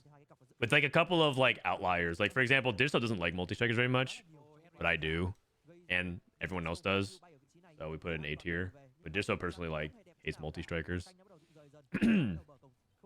Like he's just like never gonna play it. But it's clearly like good enough, and so that's like something that those are like small disagreements on. But for the most part, the tier list is like pretty accurate to where we think the appropriate power level is of comps at a competitive level. Because we thought about it. We thought about it, and we said if you want a tier list for like climbing to diamond or something like that, then that's not really what our website's for. Our website is because you come in to see basically Disop's opinion with Frodan adding some polishing touch, and that's like the summary of like why you would come to our website. So we decided to just lean into that. So it's like, what does the world champ think? Plus can Frodan convince him that some comps aren't worthless?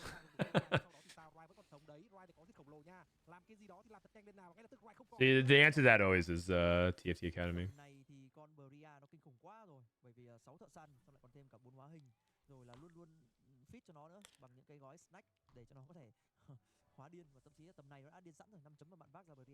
Digital pays all reroll? No. He just doesn't like reroll Cassidy. That's all. It's because Digital played a game where he had fine vintage Cassidy with like Biss, and he went 5th, and he got like mad at the comp. He's like, if this is a 5th, this comp's worthless. Wait, Briar? Whoa, 2 Briar 2s? Huh? What? 2 Briar 2s with 2 Hunter emblems? What? He's playing 5 Hunter. Wait, hello? You're playing 5 Hunter. Someone tell him! Someone tell him you're playing 500. It doesn't count. It doesn't count for both. It doesn't count. They're not unique hunters. They're not unique hunters. Oh, come on, man. Come on. Oh no. That's it. Okay. No, he doesn't realize that. He doesn't realize that. I made this mistake like at least 5 times across different sets. Like I just keep forgetting every set. Okay, it doesn't matter. Doesn't win. Yeah, he still has 2 Briar 2s.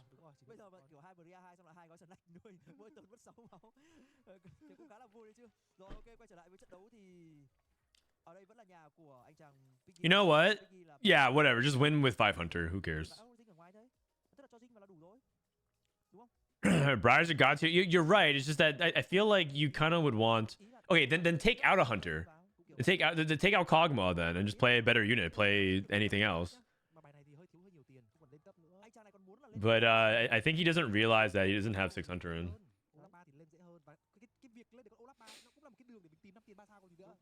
Can he feed both? I think feeding one is feeding the other, technically.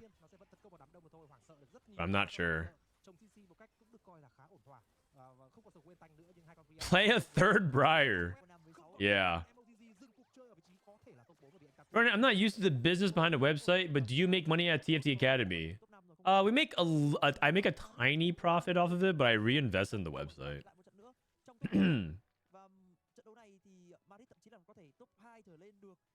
thua trước Biggie thôi. Đúng, chứ còn Winism thì But it's mainly through ad revenue, and we have a Patreon that people support us with. But it's not like a lot of money. But it takes care of expenses, which is the most important part. Like the business, we actually have like a staff now. Like, it's actually kind of weird. I'm basically a business owner, and I didn't really expect that to happen when I like started this whole thing with Dish Soap and Kai. So basically, the way the roles distribute is like Kite is like our chief of operations or COO because he handles a lot of like the actual like website backend type of stuff. Dish Soap's like CMO. He's our marketing guy, aka his job is like to win the world championship and be our sexy display model. And then I guess I'm like the CEO, but it's actually not official like that. We're just all the same. Like we're all just owners and founders. But that's like what our roles are for the most part. And so like I basically like oversee a lot of stuff on a daily basis, operation wise, on top with Kite. Okay, man, this guy got the Briar 2s. I mean, that board is insane. This board is insane. Like, he's just 5 Hunter and just like bum rushes everything. I mean, okay, who cares about 6 Hunter when we just have 2 Briar 2s? Also, he had a duplicator. He was like 2 off Briar 3. Crazy. Crazy, crazy, crazy. I mean, Hunter Briar is insane. So I guess like if you just get Briar 2s with 4 Hunter, like who cares? Just win.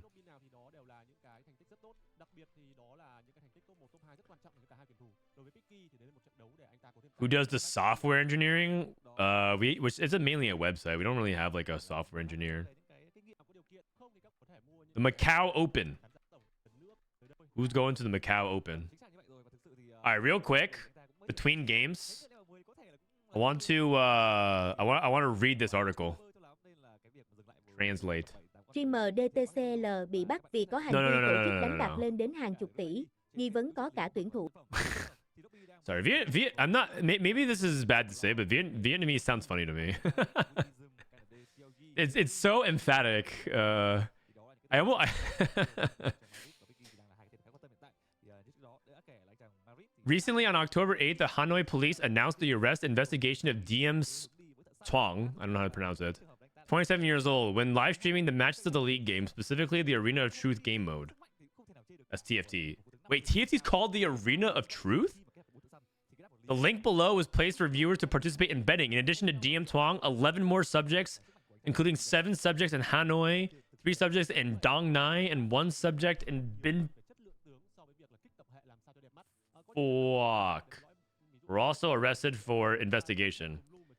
Through investigative documents, the functional forces prosecuted the case, prosecuting the accused, Dong Man Tong, for the crime of organizing gambling. If sentenced, Tong and his accomplice will be charged with the crime of gambling, organization, gambling, and gambling according to Articles 321 and 322 of the Criminal Code. Wow. Gambling and organizing gambling or gambling. Wow. Guilty on all 3 accounts. Worth mentioning, DM Tong is not exactly a strange name to the TFT community. The person has gone to compete in TFT tournaments in the region. Hold on, let me pause this real quick. According to the authorities, Tong set up a YouTube channel and live streaming at this platform at the same time to the games that the betting organization organized. Viewers will transfer money to the accounts of the leaders, content related to the player's rank in that game. The odds and the amount of money the gambler received will be paid. Okay, so like basically just gambling on your TFT placements. According to information for the authorities, from May 14th till now, the total money transferred and withdrawn by the subject to participate in gambling is around 7 billion dong, which is about 65,000 betting and betting transactions of 1,000 participants. Holy cow, 7 billion VND to USD. Holy cow. Okay. This guy is like actual millions. In addition, the money that subject benefits from organizing gambling is up to billions of VND. Worth mentioning, this is only a preliminary statistic from the Hanoi. That's true. That's only the one that he caught. Some other famous figures of the TFT village competed to delete the channel. Oh my god. On the day DM Song was arrested, some famous TFT players of the Vietnamese community also made unexpected moves. According to names such as N6M or DVQ, have also deleted the latest clips on their channel and the immobilized soldiers. These players have all built a name in the national team village. N6M even competed in the regional qualifiers for the world's equivalent tournament of the TFT game mode. Worth mentioning at the time, N6M was also accused of hanging a betting logo on the stream channel and was banned from playing for Riot for 1 year. I remember that. That was in Set 10. He actually made Worlds, and he got banned, I think. The incident at the time also caused fierce controversy in the Vietnamese league community in general and TFT in particular. It's not clear who will be involved in this incident, but this may be a very strong blow to the Vietnamese esports, especially the national team community, because the Vietnamese TFT community is very young, and something serious happens, it would easily affect the players of the Vietnamese TFT in the future, especially when Riot may also get involved. Hot girl herself spoke out about the pickleball photo that is very hot on social media. Oh man, these clickbait tales are going crazy. Click that? Oh man. All right. Wait, it actually translates. I can read Vietnamese. Hot girl Chin Chu Len Tien Ven. Oh man. Oh, it actually is about pickle. Oh, what the heck? Okay, 18 plus. Never mind. Sorry, guys.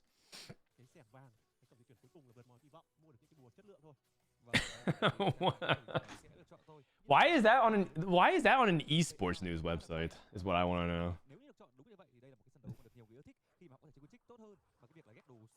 I should have changed my category to hot tubs, pools, and beaches.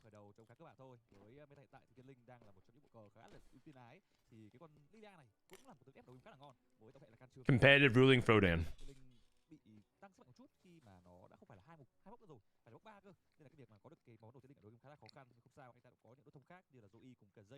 What portal is this? I missed it.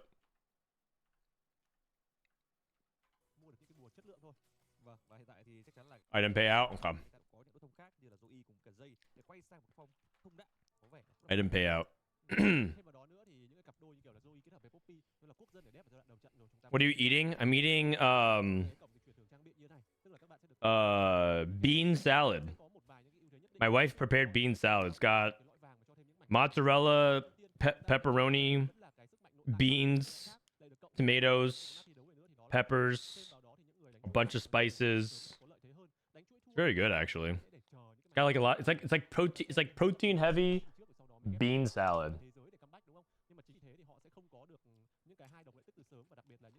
I have a gym bet going with Kiyun and Goobomes and Robin. If you don't go to the gym, you have to pay $25 to the pool. And you have to go to the gym 4 days a week. And so I'm trying to get into good shape before I get into Macau. And then like we use that money to like go do something in Macau. Probably go to a restaurant or something.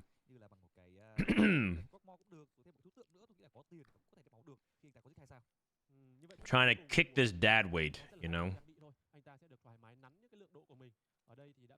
So I'm getting back in the gym.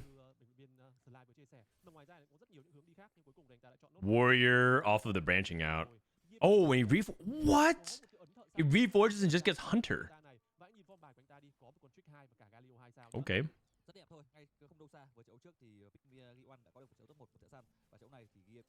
How do you feel about the Slam and Augment in terms of strength? I feel like even with the EXP, typically not super far ahead of the standard curve. I mean, I think it's decent. I think Slammin is like the quintessential example of just like a basic econ augment that's like solid, but nothing too crazy.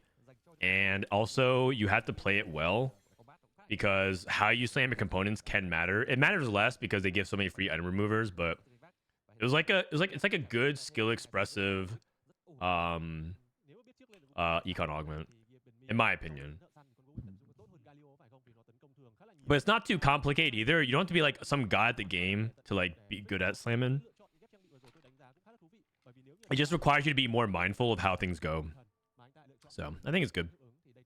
It's just a good augment. The thing about TFT is that people grade things differently. Like when I say it's a good augment, what I actually mean is that I think it's an average augment, but I view it as something that I'm willing to take, and it's like fine. But then if you ask someone like Milk, or you ask someone like I don't know, Who tends to view things very pessimistically and negatively? They think like they view things as like either broken or trash, and they view things like very extreme. Goobums, soju, yeah, exactly. They'll tend to like when they mean like something is trash and then they pick it, is because they understand that you have to sometimes pick that, but they're not happy about it because in TFT, in a game like TFT, good isn't good enough. It has to be like in TFT, you have to be playing the OP stuff, the unbalanced stuff.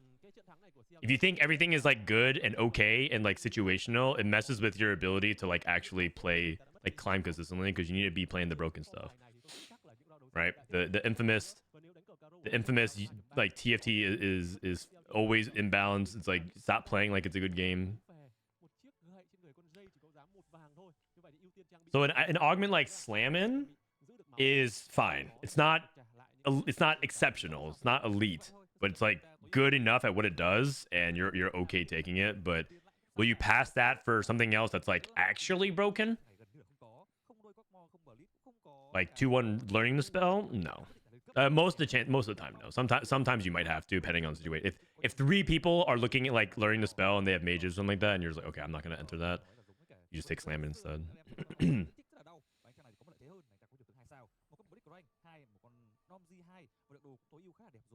Maybe that's why so many Asians like play TFT, because good isn't good enough. That's built into our DNA. That's what our parents taught us at a young age. Good is not good enough. Okay, we have Iron Assets Runin Slam with our first bow. So it looks like we have 2 people who are going to be playing hunters of some kind. How'd you get into casting? Did you have some formal education on that, or did you just go with the call? I did not get any formal education with that. In fact, I actually left education to pursue casting. I was very close to graduating, 12 credits, 1 quarter in the at UC San Diego, and I left to pursue a casting career. I told the story yesterday actually on stream, but I was very close to finishing, and at the time it was really hard to find jobs. This was like right after the 2008 recession. Okay, that makes me sound really old, but like basically in the early 2010s, the job market was really slow for a lot of graduates, and so a lot of my friends who were graduating couldn't find jobs. And so for me, I was like, well, if all my friends who graduated a year and a half, 2 years ago are still having trouble finding jobs, I'll take this esports job that pays like nothing, and then like worst case scenario, I just come back to school, right, and finish out school. So that's why I did it. And fast forward years later, here I am.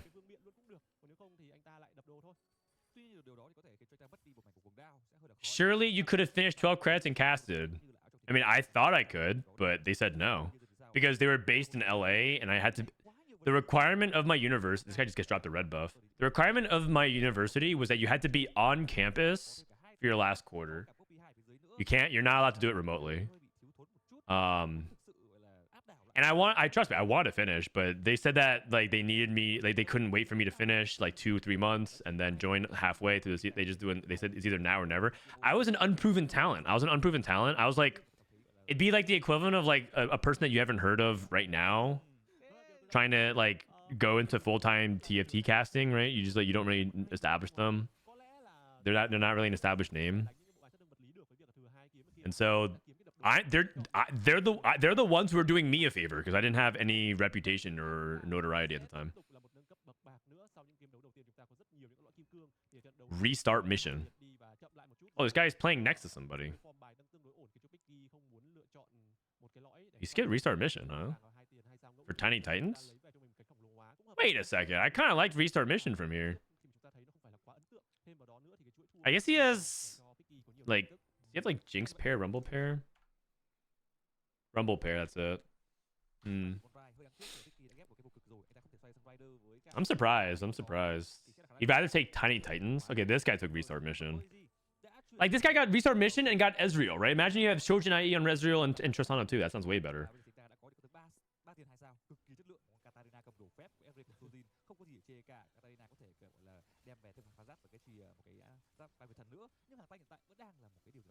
And now you're a millionaire. No.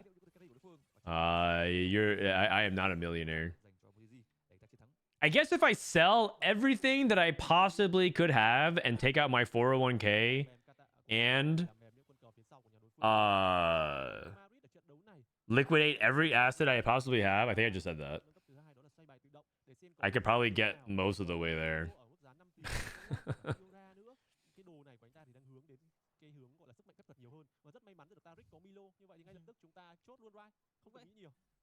That's what every millionaire says.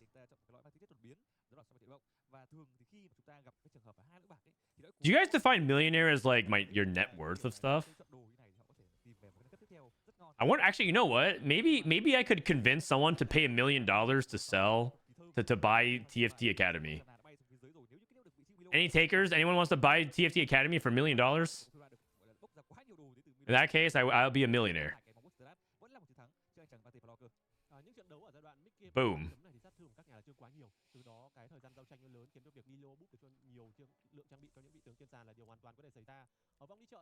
Two restart missions. I'll start the bid at $5. All right, that's a competitive ask. All right, 2 silvers, 2 restart missions. Recon bomb. Someone took a recon bomb. Okay. Man, I'm getting more dogged again. Banana, thank you. I'll buy it for 1 Twitch Prime sub.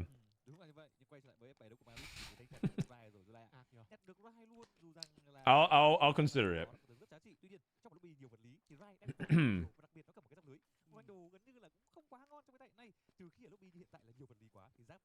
Wouldn't you need to sell it for 2 million and split with this? I thought I meant my stake. My stake at TFT Academy. Because I don't own 100%. I own 33.34%. Disopen and Kite own 33.33. I'm technically the biggest owner in TFT Academy. We said whoever they basically don't want to do the paperwork for like the organizational stuff, like filing it as a business and doing all the permit stuff. And so I said, I'll do it if you give me the 0.01%, so I can be the biggest owner share in TFT Academy. And they're like, okay, sure. So that's how we did it. Was it worth it? Slate doing an additional like 25 hours of setup work for it? Maybe. We'll see.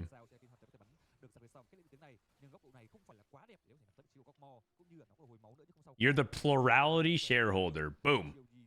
Whatever that means.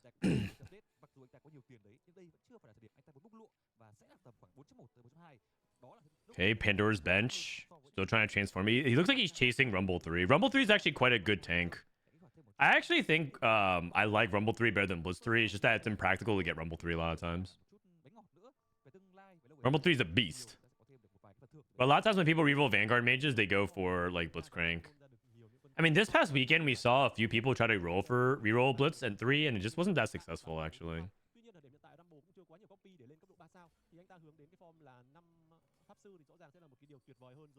Hey man, longtime viewer. I was always curious in the days where I watched you cast Hearthstone. Why were they so against weekly or 2-week patches? A lot of players don't like changes to cards that they like.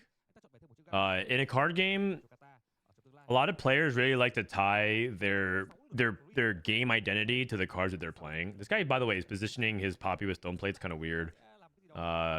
Double Stoneplate and then like off tank. I guess because it's Poppy too. And then you also have to like put money into the cards as well that you don't get value back. So in Hearthstone, if you have a legendary card, let's say Leroy Jenkins or Ragnaros, and you love those legendaries and you spent a lot of money to get a golden version of it or whatever, changing those cards often has real consequences to one, how much the player enjoys the game, and two, whether or not they're likely to spend money again on the game. There's like an identity of the card that they're willing to preserve and preserve that feeling over competitive balance for players who are just going to buy those cards anyways. Like for a lot of the players like me and you, it doesn't matter to us. Okay, Leroy Ragnaros sucks. I'm just going to go ahead and play Jiraxis instead. Right? All these different things I'll just do.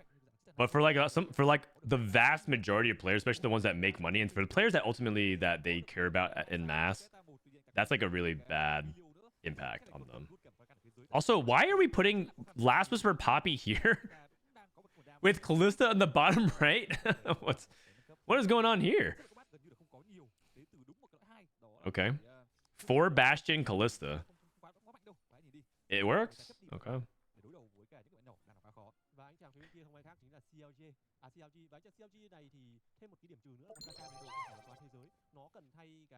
My conglomeration of Twitch chatters and I hereby bid for Oh.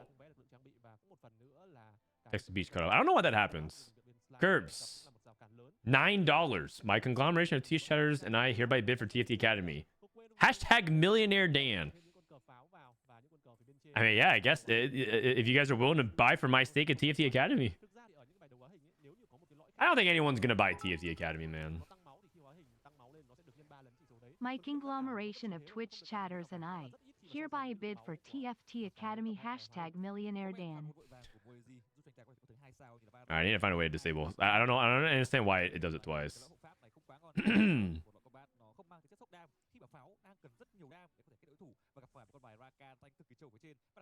They let you full refund the card for dust when it's nerfed. Yeah, but that doesn't change.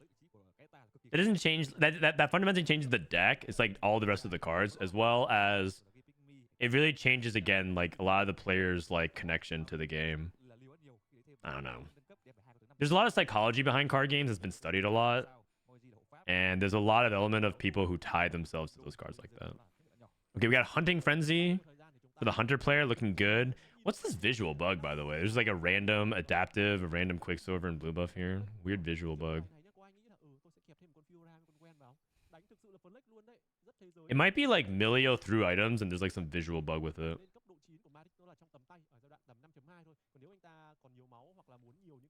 With the Bazaar finally coming out, have you talked to Raynan recently? Not since I playtested. I playtested the Bazaar like 6 months ago. I sent him some feedback about the Bazaar. I wish them success. I don't think I myself will be playing much of the Bazaar in its current state, but I hope success. I hope he finds success with this game. Oh.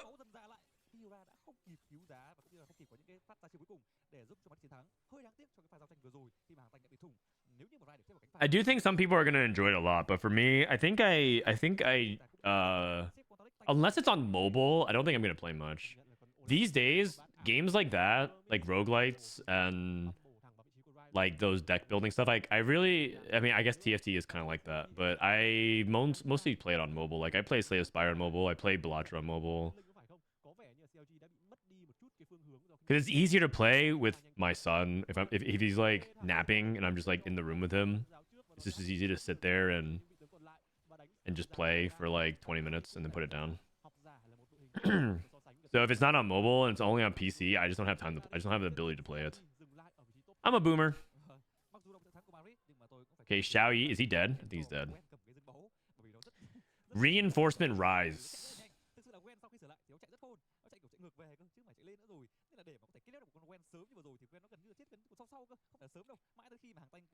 Blaster Varus.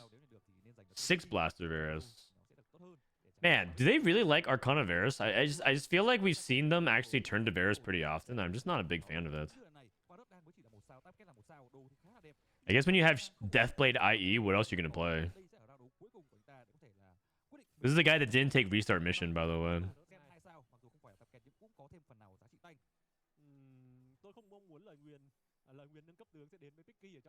Hearthstone is like Clash Royale with less cash grabs. Hearthstone is like Clash Royale I actually played Clash Royale for a while. I spent way too much money on that game. The moment when I actually found out how much money I was spending, I uninstalled it. It was too much money. Super pay to win. Okay, never mind. This Varus kind of popped off. I kind of thought we were in trouble. What game? Clash Royale. It's like Clash of Clans, but a real-time card battle game. Your mana recharges. You know how you play card games? You get mana for like to play cards. It recharges in real time. Like in 5 seconds, you get 5 mana or something like that. And certain cards cost mana. And so it's like how much you want to spend your mana bar every few seconds on cards to play. And then you draw random cards from your deck. And then it cycles through. And so it's pretty fast paced and it's pretty fun. But the big downside is your cards upgrade in strength the more money you spend. So like if you have a card that says, okay, deal 10 damage, if you spend money, it'll deal 11. If you spend more money, it'll deal 12. So on and so forth. And it's just like it's yeah, not very not very fair for the free-to-play players.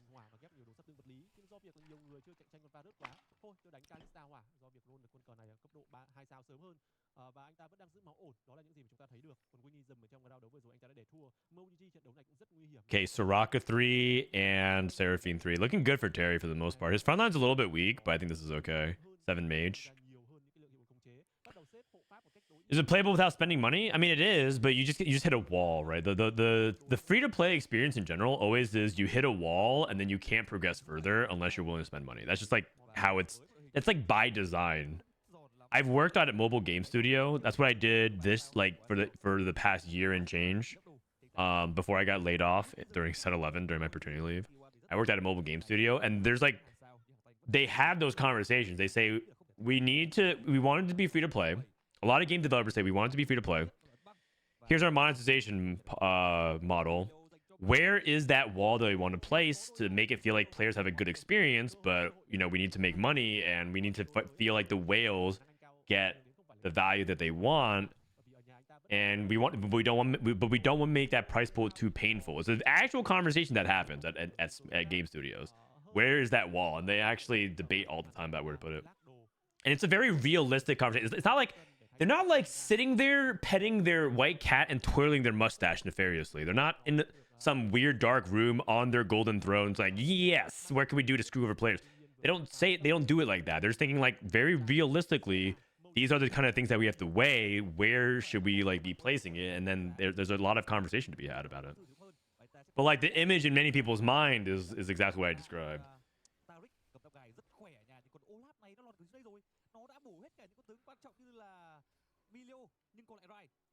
Oh my gosh. Rise! Whoa! Wow. There sucks. I think Varus went 6, 7, 8. Oh, no, actually 8 was Rise. I think Varus went 5, 6, 7. Something like that.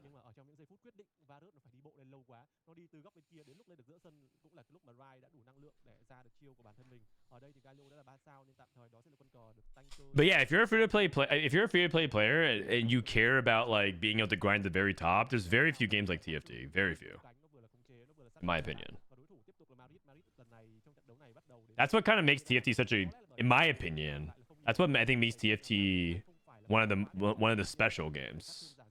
Like on top of other things, it's 100% free. Like you do not have to spend a single cent to be able to hang with the best. There's literally nothing you can get. In fact, spending money makes it actively worse for you. Oh, nice, Rumble 3. Like if you buy a chibi cutscene, you actually lose time. You can interact with the shop and scout other players. I don't know how many times it happened to you, but when a cutscene happens and you forget you can't buy the shop or whatever, or like you mess up, like you actually pay to lose. Like what is it even? That's so weird. That's so weird.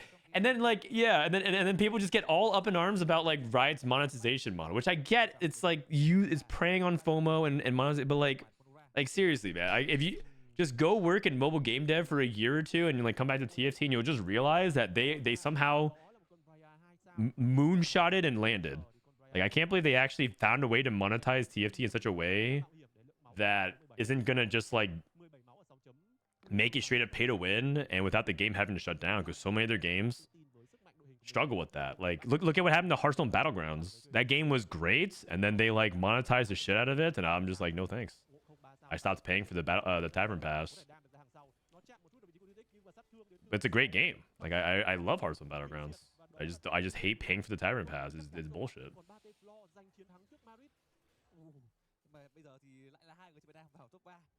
There's also a thriving grassroots scene, so you don't need to play an absurd amount to compete with the very best players. Are you talking about TFT? Yeah, I mean, I agree.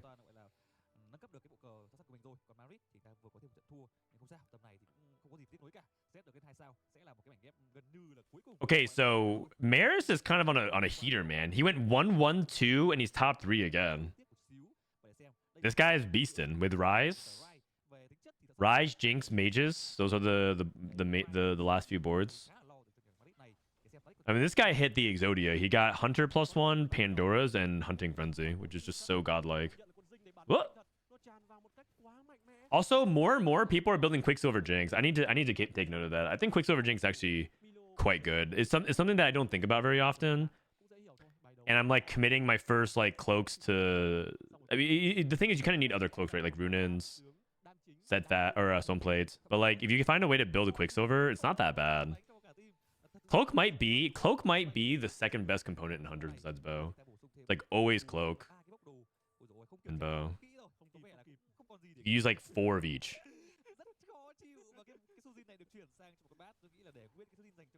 Quicksilver first slam item. It's cute. I like it.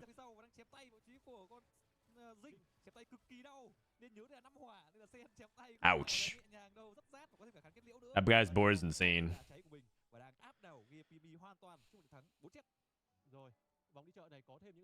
The gaming industry gets money by selling utility value, meaning creating problems and then selling solutions. That's a lot of industries. That's a lot of industries. People can argue about that for like the health industry as well. How much money have you spent on Riot Games? I don't want to look. I spent so much money when I was young in college on like skins that are now like like the skin. I would buy like every skin back when League of Legends first started. Like I had all my college money. I didn't spend it on anything. I didn't even buy textbooks. I like tried to bum textbooks off my friends because I was just spending all my money from college on Riot skins, on League skins. So I'm pretty sure it's in the thousands. But like, if you look at it, my spending was like all skewed in like a couple years, and then I stopped spending money on it.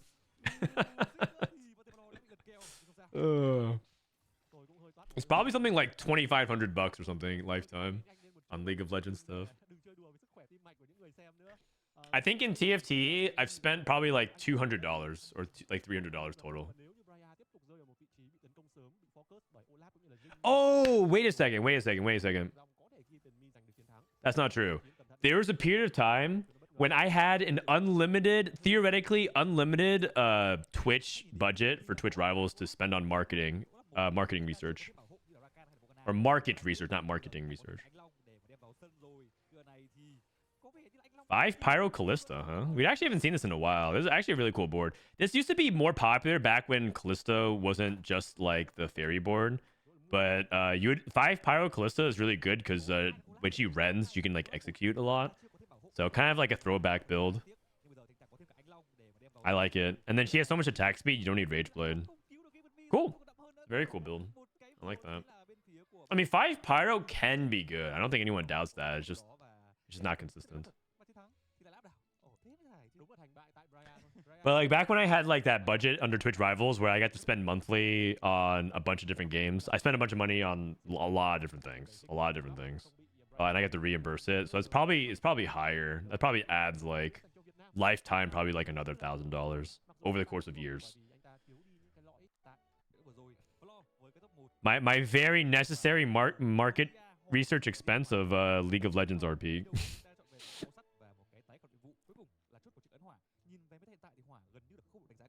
All right. Run ads. We'll get to game number 5. And then after game 5, they cut. And then we're going to go into the top 16. BRB.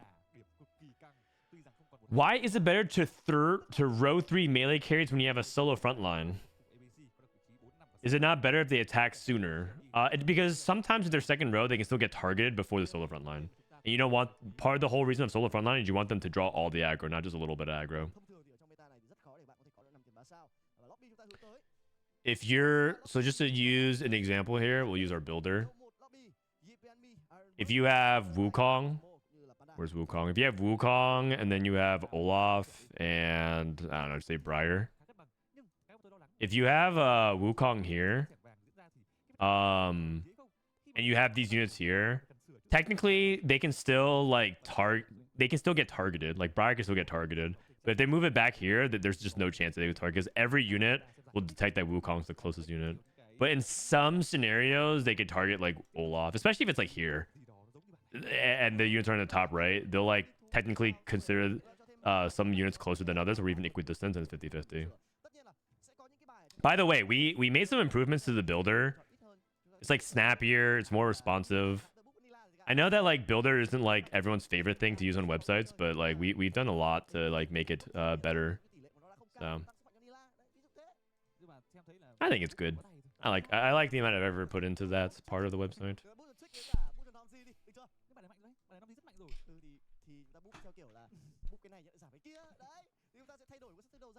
All right, here we go. Game number 5. Last game of the regular round.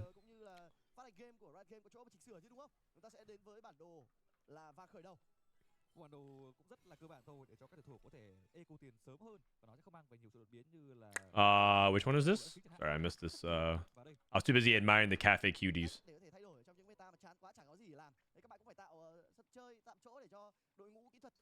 Gold opener. Okay.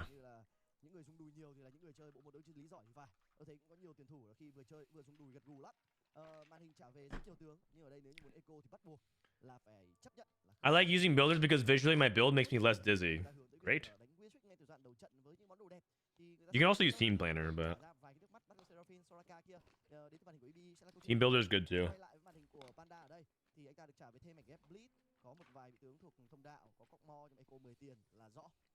Thực sự thì vừa rồi là một cái hàng cờ tôi thấy khá là đẹp khi mà có nhiều hướng đi hơn. Tuy nhiên là đứng trước một cái lượng kinh tế ổn định thì Panda đã chọn là kinh tế thay vì là tìm những con tướng 2 sao. Và thực tế đã chứng minh anh ta đúng. Và hàng cờ is YB1 on ladder YBY Smurf? Yeah. But he plays on NA, like that's his NA account. But he also has his own account on Vietnam servers. You guys know that Vietnam's cutoff is insane. Silver augment here. You guys know that the cutoff in Vietnam for Tactician's trials, not the cup, the trials, 1100 LP. That is insane. In Tactician's trials, in Americas, if you're for certain regions, you can get in at literally 0 LP. In Vietnam, to qualify for Tactician's trials, the cutoff is 1100 LP. Is absolutely insane. Their player base is so big. I love precise planning. How come no one takes precise planning, man? Oh, this guy wants to take branching out. They're addicted to the Gamba, man. Oh wait, this is game 5, so some players might be playing for like a Gamba first to try to get to top 16. Just feel alive.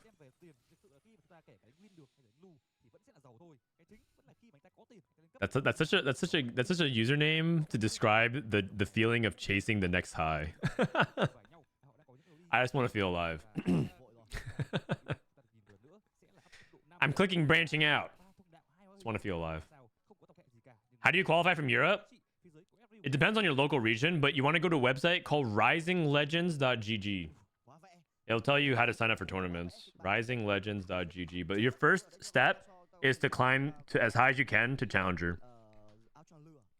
It's to climb as high as you can to Challenger. That's how you get involved in the competitive scene. Because from there, everything else kind of figures itself out. Once you get to Challenger, you'll be able to sign up for tournaments and qualify for it, because you usually have to be a certain rank.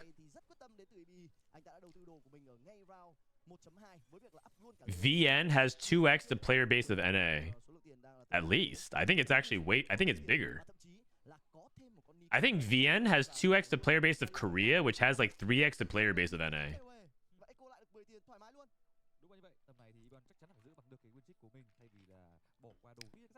I'm about to hit Masters for the first time. Does that mean I can be matched with Dish Soap?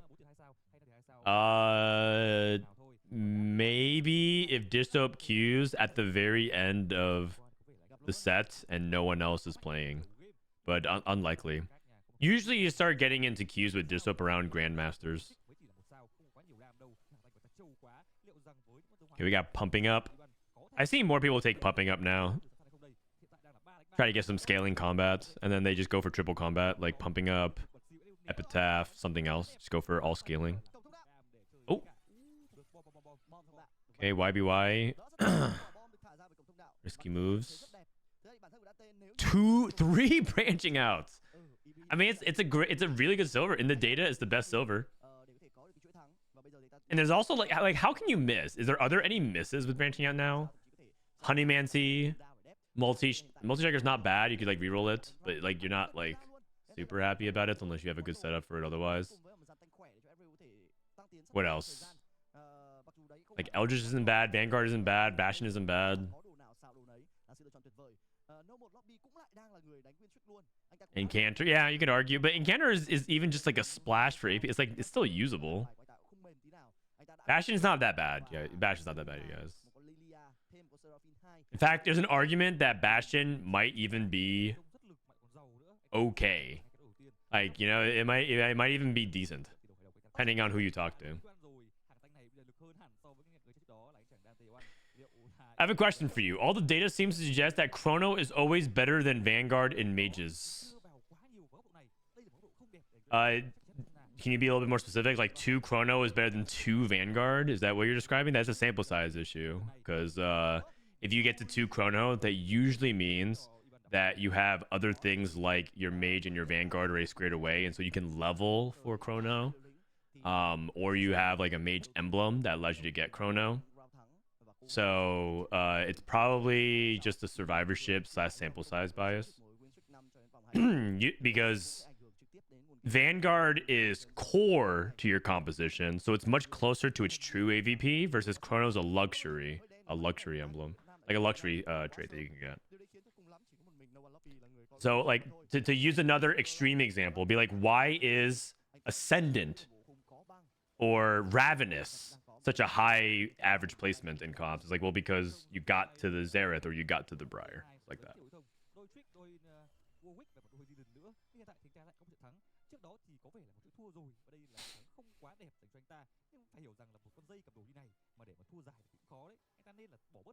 Also, it does kind of depend on what variation you're playing. But you're talking about 2 Vanguard, 2 Chrono.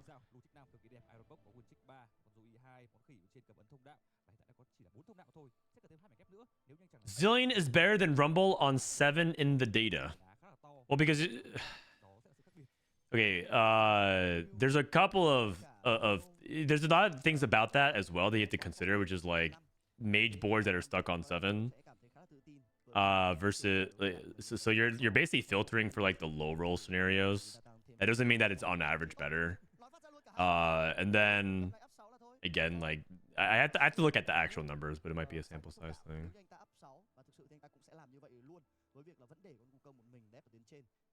I feel like they hit a sweet spot on these emblems, but the Arcana emblem needs to be reworked. Man, this could have been the set we actually played Trainer Golem.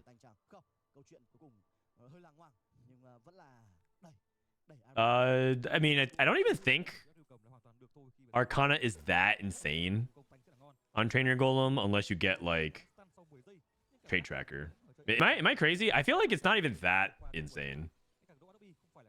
Because like a lot of times you'd rather just like Arcana Charm like Tom Kench. It's like not as crazy as it is on other like compared like on Trainer Golem, there's a lot of BS that could happen. Like Fairy +1 into 9 Fairy, you know, like that kind of stuff.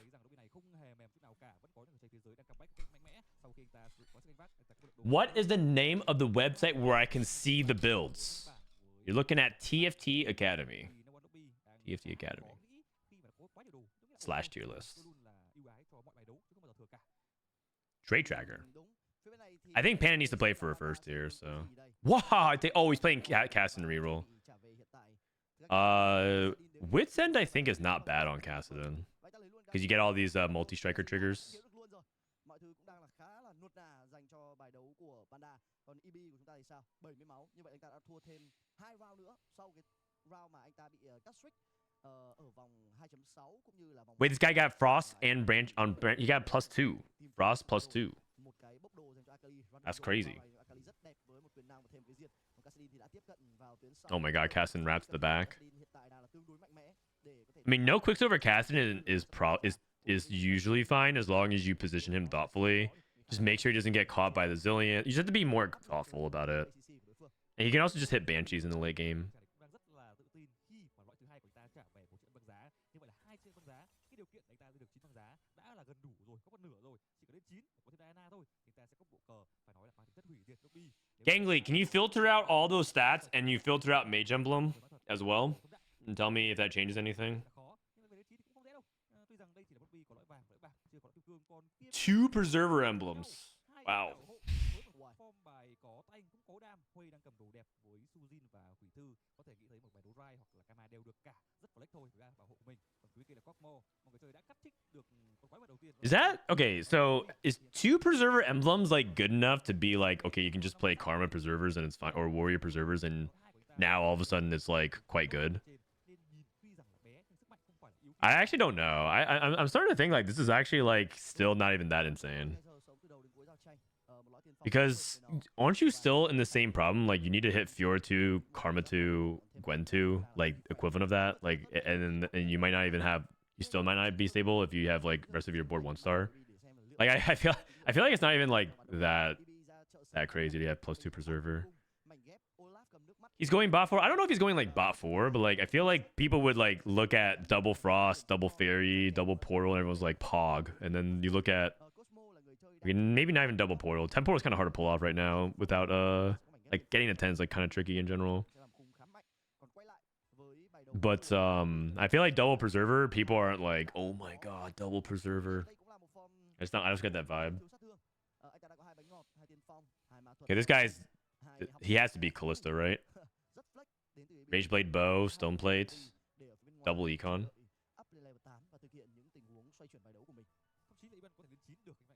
Going fast 9. I mean, I think he's just rolling for Callista and then has to get to 9. But if you take double Econ, you ideally want to push levels.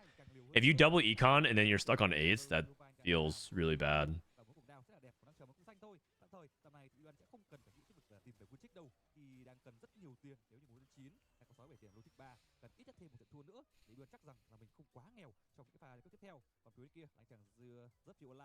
All right, 3 loss. It's fine. He can lose 1 more. He'll be at like 30. Usually you lose like what, 12 to 16 HP on stage 3 if you take bad losses. Okay, actually it's like 12 to 14, I think. 16 is like stage 4. So you'll be like in the mid 30s. That should be fine. That's totally fine for Callista. Guy hit Olaf already. Just feel alive.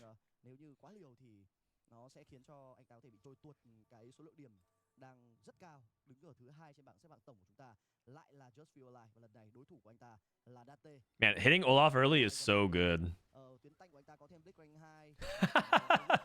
I actually relate to this really hard. His neck posture. Like he leans back. It's like, oh, he's got like a nice little smooth jawline and everything, and then he just like hunches forward. That's what I do all the time on the computer. That's what I'm doing half the time when I'm co-streaming.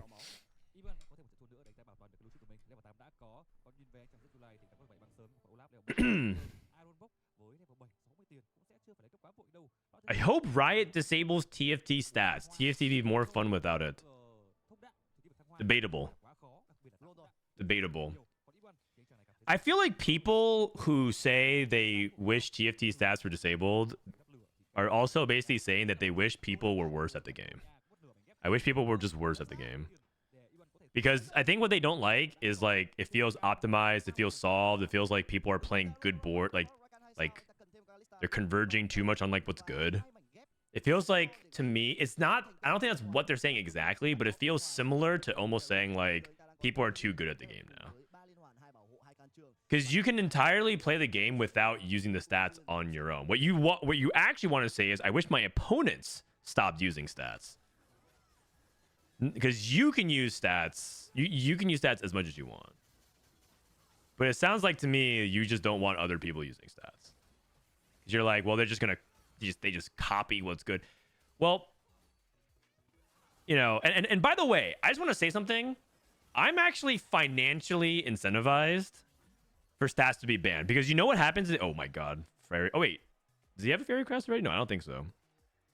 He might actually want a combat instead of Fairy Crest, but he didn't find anything better, so I think he takes it. Fairy Crest is still pretty good because you get to drop like Katarina and play another Preserver, or like it's just easier to fit in the board. You can just drop a useless unit. It's like a fawn. I'm financially incentivized for stats to get banned because if they get banned, guess what? Then TFT Academy is all you guys have anymore. You know, you don't have any more stats. You just have to go off of pro player opinions and tier list stuff like that. But I still think that it's important stats exist at this stage. It's Pandora's box. We've opened the box. There's no turning back anymore. Okay, this guy hit Diana. He's at level 8, 40 gold. He just has to get to 9. Does he have 9 frost already? He has Hui and he has Warwick. I think he has 9 as long as he can get to 9, which his gold count is favoring that. So.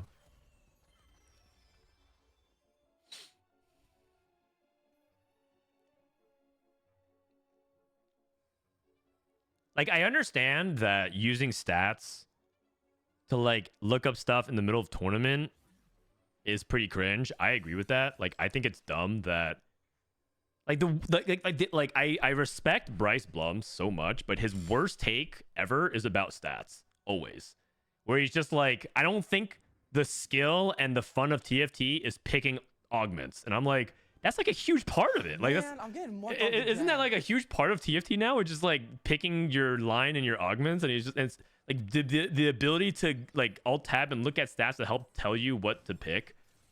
That's like a huge part of it. I don't know. It's his worst take. Period. He has usually so many good takes, but it's his worst take by far. Anyways, I find that part really silly. Like I actually kind of wish people didn't do that, especially during tournaments. But, like, in general, stats are a net positive for the game. Dino, thank you for the prime.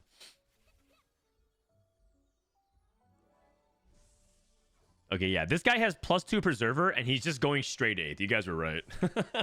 His augments are not... Even though he got +2 Preserver on it, it doesn't feel that good.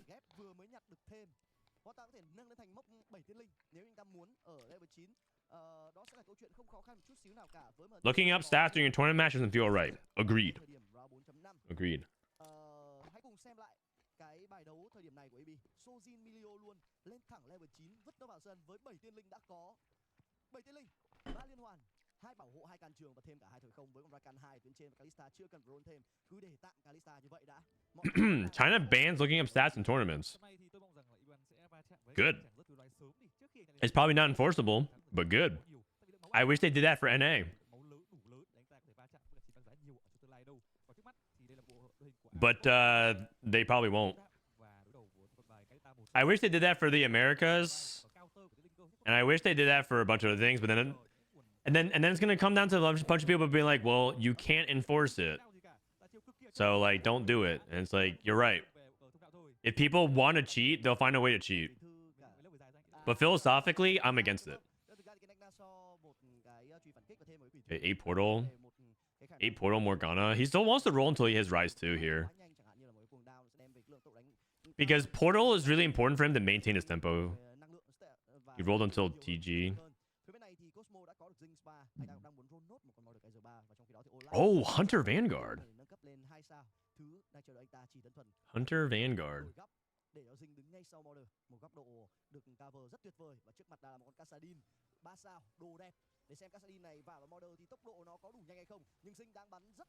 I've heard some people trying to play Hunter Vanguard, and it's like a tempo option, very similar to Rise Vanguard. I mean, I'm pretty sure Vanguard plus X is just like a bunch of tempo options that you can explore. It looks like it's good enough to compete at least here. Wow. I mean, his augments are good. Shields up, 100+1, over encumbered.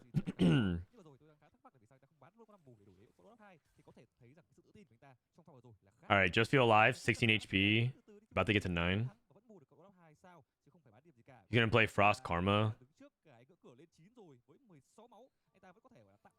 You can't enforce that. Cheating in TFT is just way too easy. I mean, you can't enforce it, but you can disincentivize it.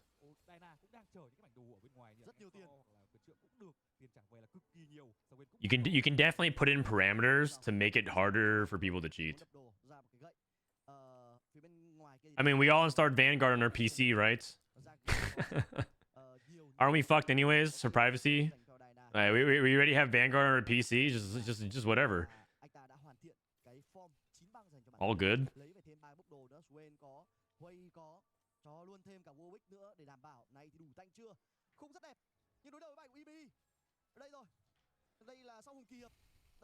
Are we gonna equip our items? Okay, we got 9 Frost in. 9 Frost Karma. Oh god, this matchup. Okay, we beat it. This matchup can lose to Callista, and he also is at 2 lives, 16, so I think it's good. Okay, we did the research. I can send you the homework. If Soraka 2, it is Rumble 3 greater than TK2, greater than Zillion 2, greater than Zillion 1, did it greater than Rumble 2, greater than TK1. If you're a Soraka Rumble, it is Rumble 3 greater than TK2 equals Zillion 2, greater than Rumble 2, greater than Zillion 1, greater than TK1.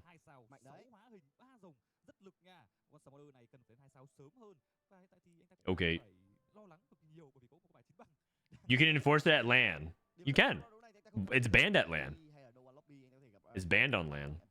But like anyone who tries to argue that like the only leg that you can have on in stats for a stats ban is that people who want to cheat will cheat. And it'll be hard to catch them. It'll be hard to catch them. People who want a stats check will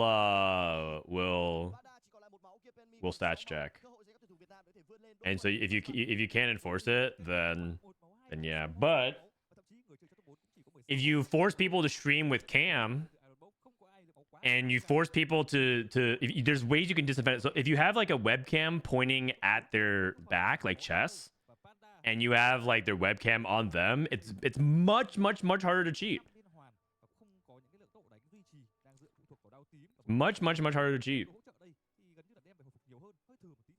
It's not like you get a lot of people feel like, well, there's no way you can enforce it whatsoever. It's like, I don't agree. But then they're worried about accessibility, right? Like not everyone can actually like have access to that kind of stuff. It's like, okay, sure. Then one webcam pointed at their computer screens at all time. Is it banned in Worlds? I believe it is banned in Worlds. Because they do verify your screen, but I'm not entirely sure.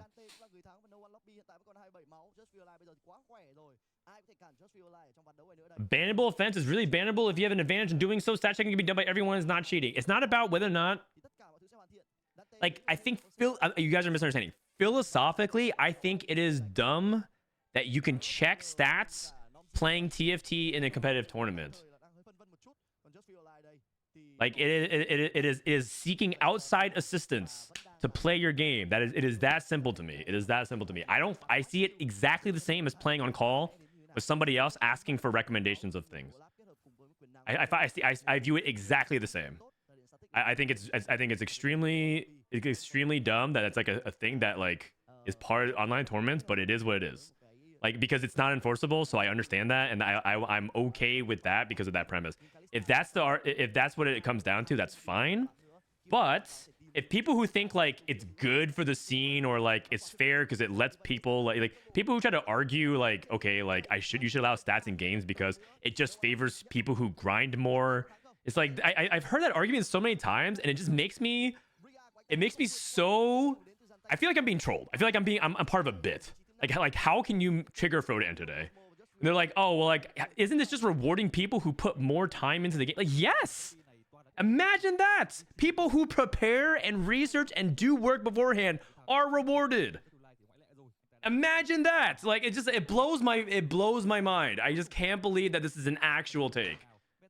I can't believe that people actually stand on this hill and die on it. Okay, I mean, whatever. I get so upset about it for no reason. It just gets me so heated.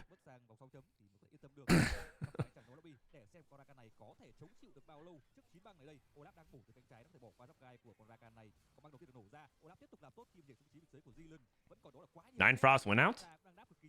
I mean, this is usually a bad matchup for Olaf, but 9 Frost is just so overpowering. Unless you have like the Giga. I've seen Callisto beat 9 Frost, but you need to have like everything set up.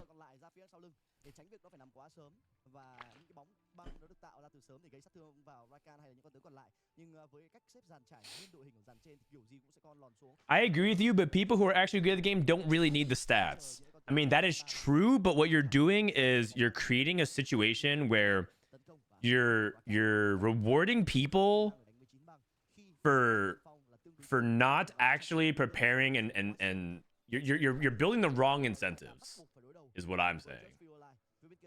There's a lot of people who get rewarded for being worse and less informed and not as engaged.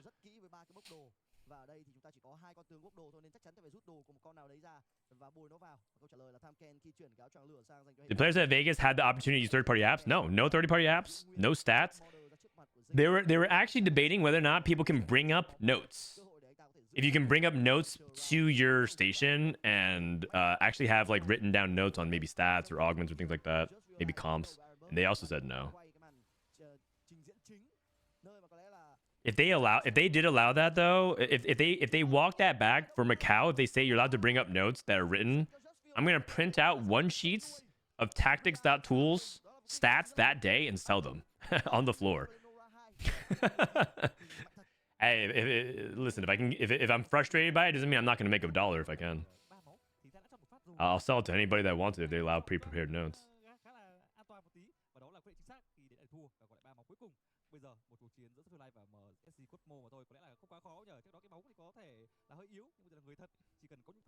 Front to back and different colored pens. Yeah, I mean we'll do double-sided and everything like that. It's high value. Actually, you know what? That'll be the tier 2 package. You get double-sided. Laminated.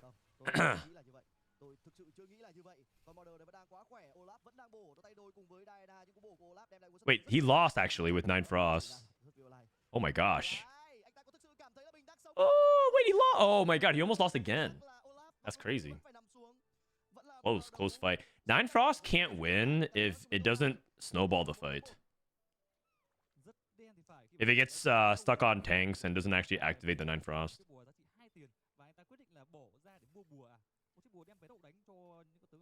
It's close. What do you think about the NFL where you have people up in booths live tracking stats? Yeah, because football is a team game. In motorsports, you have a race engineer feeding you stats because it's a team game. And TFT is not a team game last time I checked.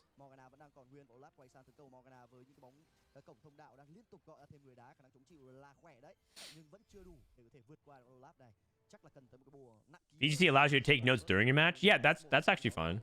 You can take notes during your match. I don't see anything wrong with that. A pen and paper. Like, okay, who's actually gonna write down things on a piece of paper during a game of TFT? That is precious seconds. That is precious seconds. Like maybe you could use it for like tracking certain things in the game that you can't track otherwise. It used to be a way to matchmake. But yeah. RIP double up players, bro. No one's having a double up tournament, man. Who's having a double up tournament?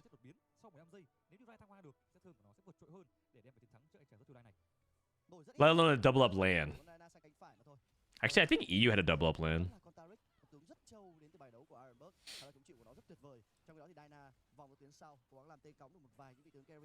Okay, we got the 9 Frost. We got the 9 Frost. Here we go. Rise. Oh, we got locked in by Zillion. Zillion clutch again. Dude, the Zillion is so clutch. Has there ever been a more clutch 2 cost in TFT history than Zillion?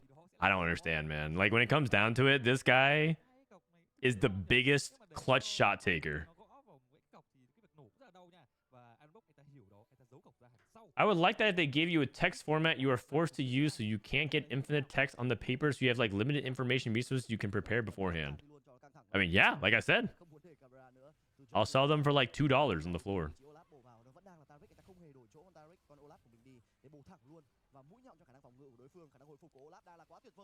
Olaf is kind of gonna die soon. Oh wait, no, we're good.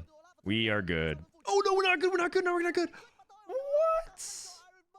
Oh my god, what? How did that even happen? Is it the... I mean, we were stuck on Diana 1. Diana's not on the right side. She also died very fast.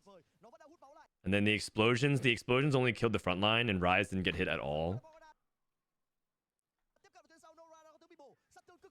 Oh my god. It's like so close that it just has to be fight RNG. Dude, 9 Frost.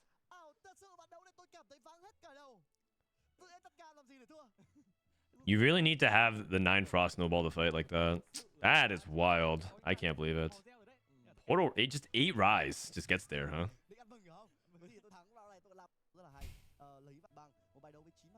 All he had was just Portal Ryze as well. I mean, he had support cat. He had gem. I guess the gem activated and was crazy, like, and getting a bunch of crazy damage with item collector. But Diana being kind of fragile, and then like not getting the frost explosions. Okay, so we cut the bottom 16. So these players got eliminated. So Dunizuni, Sangyup, MoGG, Peon Me, Bao Myung, Panda. These are the players that got cuts, and then these are the players that advanced. Maris, BBTY, YBY, the Frost player Just Feel Alive, Title, Succulento. Man, what a username. Cosmo and Terry. There's a lot of known names that advanced to top 16 here for APAC.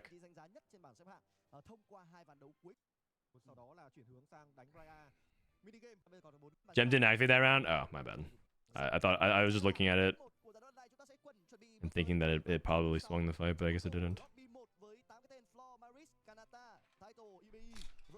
Do you think the person who looks up stats is the best player or what?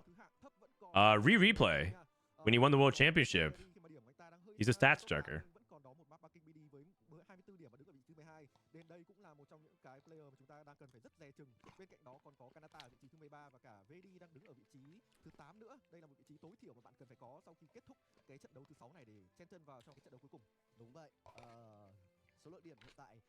Literal world champion.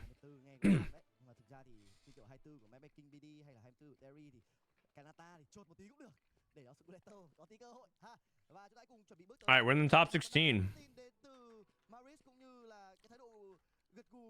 We're in the top 16.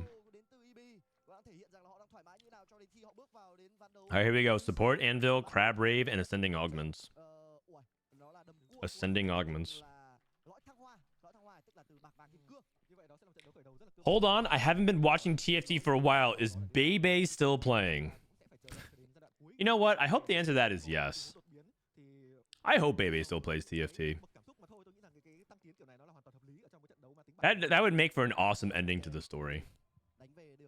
But sadly, I don't think that's the case. Actually, you know what? I DM'd Bebe like an hour ago. Let's see if he responded. Nope, he didn't respond to anything at all.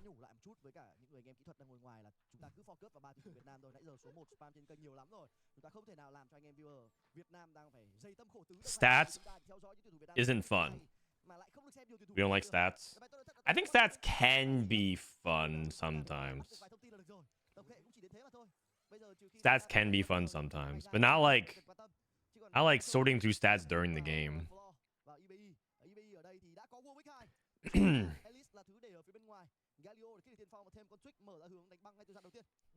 Like, the argument that stats isn't fun, I think, is mostly true for a lot of players, but like stats can be fun if like what you enjoy is learning about the game. And I do enjoy learning about TFT. Like part of what makes TFT fun for me is just improving at the game, and I think stats helps you improve like significantly. Without stats, like I come from the stance that TFT's accuracy, when I say accuracy, it's kind of like chess. Man, I'm getting more dogged again. At the end of the game, let's say TFT AI evaluates your skill, your decision making, and gives you an accuracy score, how close you play to optimal. I'm pretty sure the accuracy score for a lot of people's TFT play is very low. And without stats, it would be just miserably low. Like, it'd be just awful. So like if if stats helps us get us to like a baseline of accuracy that's still nowhere near optimal, I think that's fine. But a lot of people do think that stats solves too much of the game these days. Like that feels like as if it's like become boring because of stats.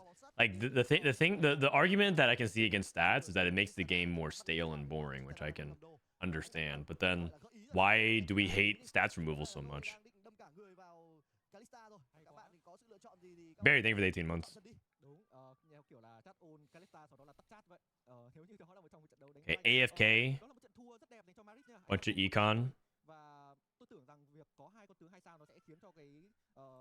Golden Remover. I actually haven't really seen Golden Remover in a while. Most people actually stopped taking this augment because you don't actually get an item remover anymore at the end of the stage. So it just feels like an augment that doesn't give you much anymore because you already get basically a golden remover. You get like halfway to a golden remover anyways.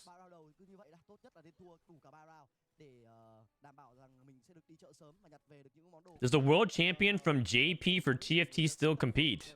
Yes, actually, he still does, and I believe he qualified for Worlds again based off his QP. I saw that title has made it to his 5th World Championship. His number 5, and he hasn't been competing since the beginning. So he made it to set 7, set 9, set 11, set 12, or set 6, set 7, set 9, 11, and 12. Or yeah, 11 and 12.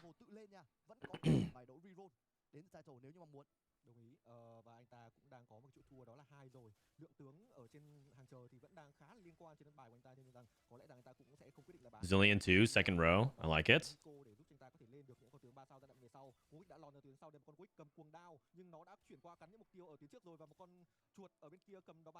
Oh, the Zillion didn't cast. Zillion was not clutch.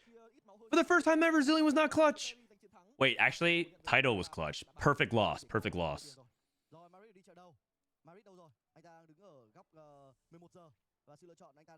Okay, we got team building, helps in the way. Patience is a virtue. This one's a really good augment for like Callista or 3-cross reroll. I also don't get why there's no test mode where you can run comps with different augments against each other. I feel like that really kills the competitive ceiling. You want the game to be solved even more? You're like we're arguing about whether or not stats solve the game too much, and you're like, you know what? Give us sandbox mode so we can optimize the game even more. Kills the competitive ceiling. I think that is actually not true, like, at all. I don't think I agree with that take at all.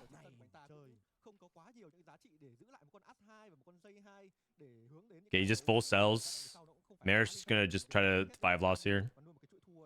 I mean, he wasn't winning anyways, and I don't think he's like very committed to his units, and looks like he just wants to go full econ. I don't know if full selling there is worth it personally, but he probably has some kind of plan because he has open tier, belt, and glove, right? Like, what does that even lean you towards? Do you think Rise is playable with no emblems? Yes, but it's not consistent. You need to be playing from far ahead. It's like very, very sus to play from loose streak and behind.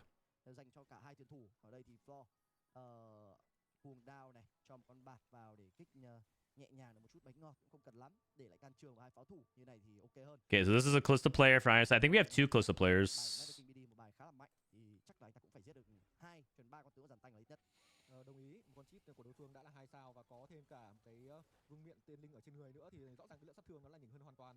Sandbox mode would just make TFT prep more like a chess tournament prep, which is pretty based.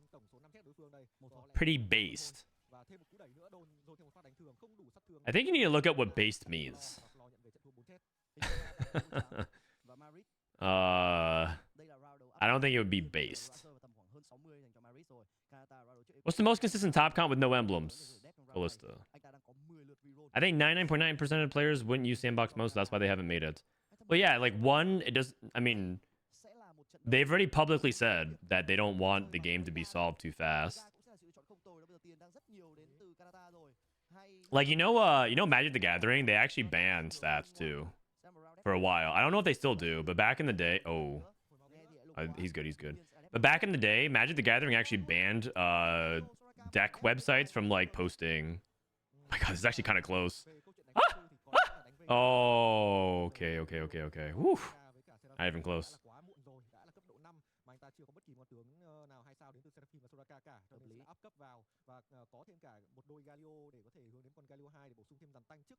Stats makes the ceiling higher since you don't have to play X amount of games to know what is good. Instead, you can spend time on other aspects of the game.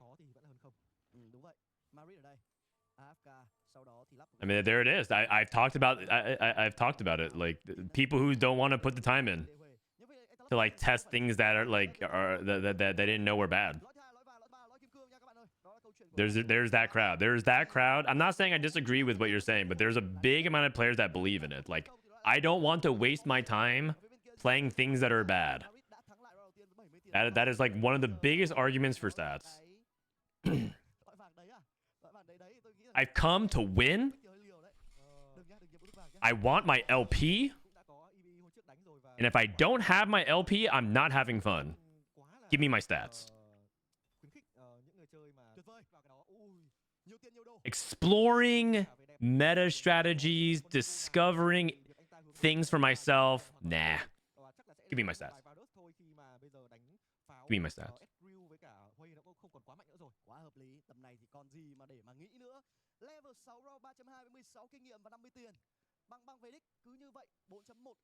What do you think of the idea of an AI player? I think an AI player in TFT, like theoretically in a vacuum, TFT AI would be like I think would literally average like a 2.x as a player. 90 something % top 4 rate, like maybe even like 90, 99 top 4 rate. Assuming that's what it's optimized for. But I don't think that TFT can ever exist. I think the theoretical AI could exist, or the theoretical AI could actually be like at that ceiling that we talked about, but I don't think it'll ever exist because the game changes too often and there's too many complex systems.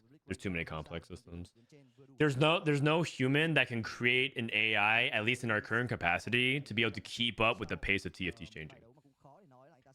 Because part of what TFT AI would go off of would be stats. And assuming that they're confined to the same limited number of stats that we are, as opposed to like, can TFT AI run like a million simulations simultaneously and play optimally? Like if they're working with that kind of confines, then I don't think that TFT AI can ever actually exist.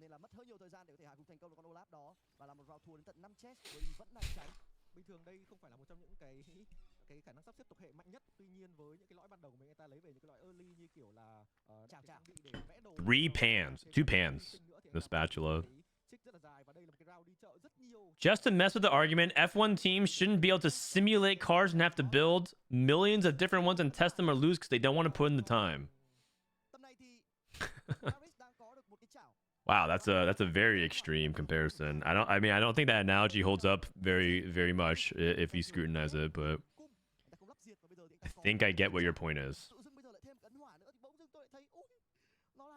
2 duplicators rolling down.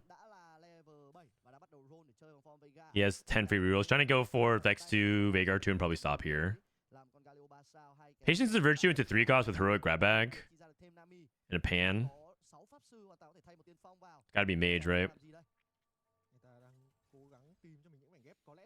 Hey, he's playing 2 chrono. Where's Gangly at? He's playing 2 chrono. Somewhere in New Jersey. In the greater Piscataway area. Gangly just did a fist bump. 2 chrono. That's what I thought. Never mind that he's playing 2 Galio 2s.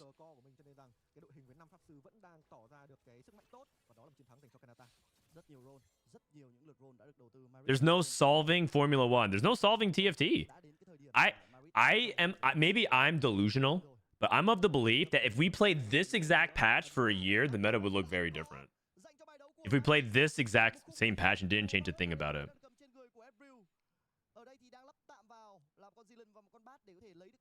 I think the meta would look very different.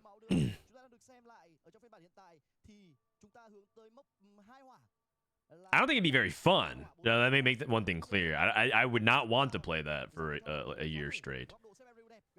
But there's too many games where they've done something like that, and then just time passes and the meta shifts. And there's like countless examples. Okay, countless. I'm exaggerating at this point. If you look at like StarCraft Brood War, you look at like Smash Bros. Melee, like games that I've just played for so long, for decades long, and the meta does shift. Like, and the game doesn't change really that much. There's things about it that change. Maybe map changes in StarCraft. Maybe people like change like the stage list or like the controllers or whatever. But like, it's fundamentally the same. The game would change. I just don't think TFT is anywhere near solved. I just think that like people get bored of playing the game of the patch, and they patch it frequently because they want you to be happy as a player. Like, because again, at the end of the day, this isn't a job. It is a video game, and we're trying to have fun. That's right. I'm using the F word. We're trying to have fun. Sorry to anybody watching with their kids.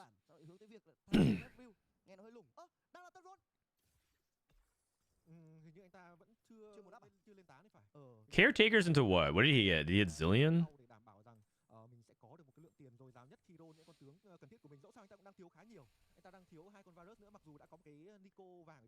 No, sandbox mode feels just like an artificial way to make the game more complex to make it fun for casual player base. Wow, that might be the worst faith take I've ever heard in TFT. What? An artificial way to make the game more, quote, complex.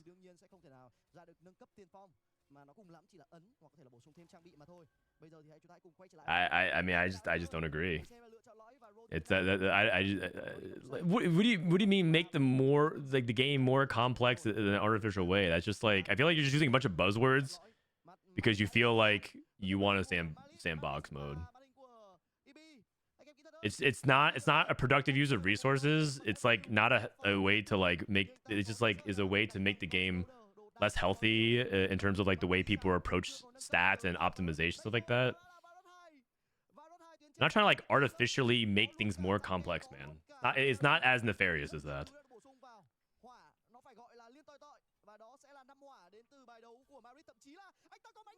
Oh, he hits Briar too with Pyro. Okay.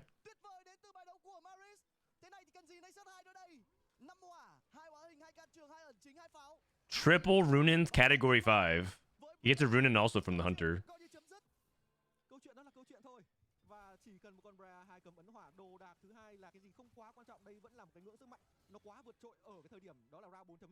People think stats should be available during Worlds are the same people who think chess players should have access to bots during the game. I don't know if anybody actually conflates the same thing, those two things. I don't think people actually want bots for chess players during the game. Because chess for bots is pretty much like optimized, right? Like maybe the mid game of chess is like still pretty underexplored, but like late and like openings and late game, I mean, by the chess engine, isn't that pretty much just solved? But like the mid game is like where all the nuance and like the beauty of chess is right now. This guy puts Zeke's last. Come on now. This guy puts Zeke's last and when he's itemized.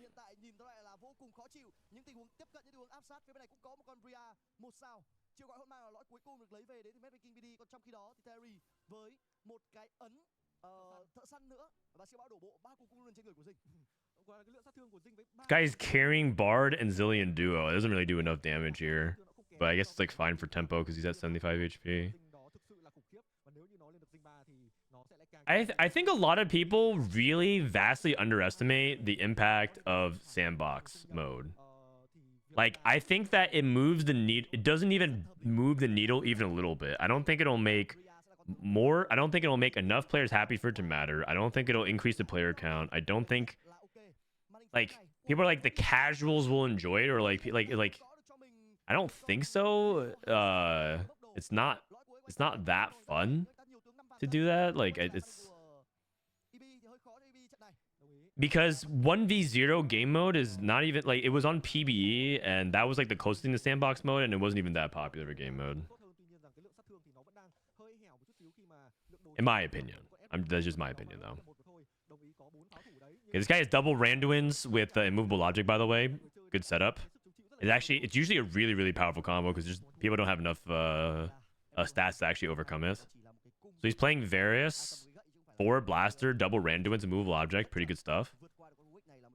This is no artifact Warwick, by the way. I talked about how no artifact Warwick is actually playable already.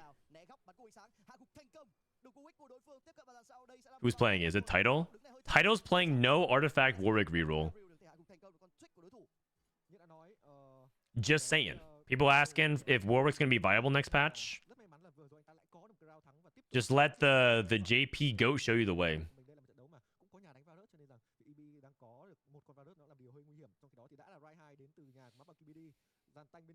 Chess is solved with less than 7 pieces.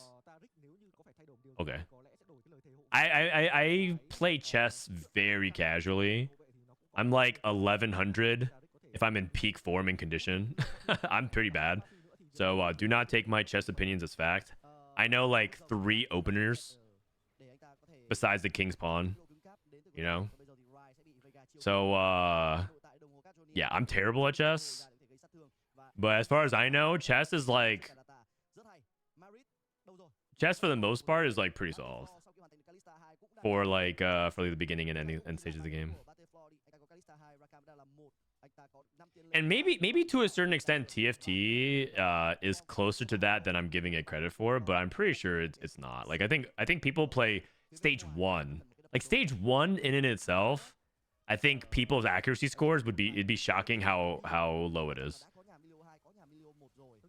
Like just stage 1 alone, what units you're holding and buying in the shops alone might already like shock a lot of people. Of like even top players probably have like a much lower accuracy score than they think.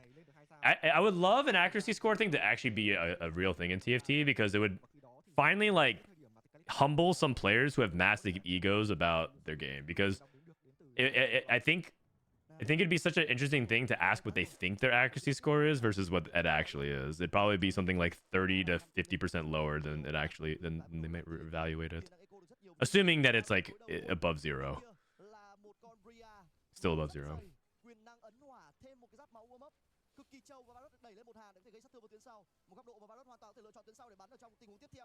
Pyro Briar. Okay, one thing I will say is that APAC plays around Pyro more than we do, by like a lot. They play around Varus a lot more. They play around 5 Pyro whenever they can. That's something to think about. maybe we're like thinking about Varus wrong, because every time we play Varus, we're just like, I hate Arcana Varus, and it's like maybe because that's just not the version to play. If you can play 5 Pyro Varus, that's like the best way to go about it.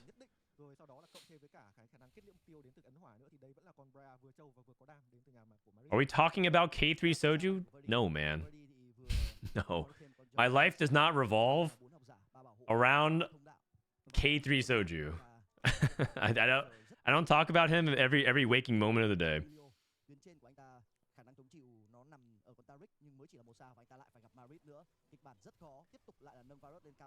I don't wake up and just say I'm 8. I don't go to bed saying G and then wake up and say the other G 8 hours later. You know, that's what.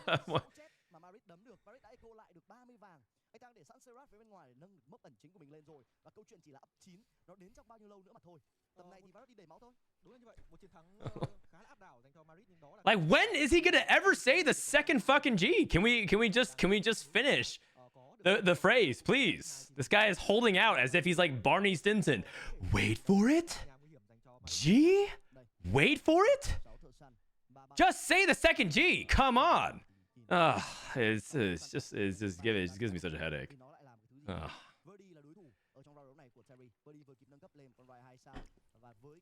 Title went 7th with Warwick. I mean, there's a reason why people don't play without artifacts. You see it there. Although, actually, I got a notification. From, let me see.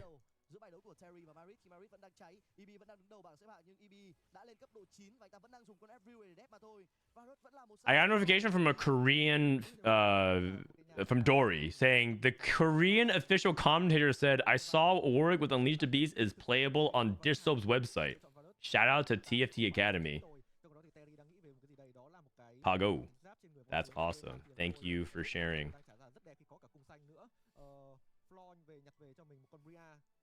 On Dish Soap's website. You know what? We take those. It's all good. Dish Soap's website. Yeah, you know what? It's all good. I'll let that one slide. He complimented.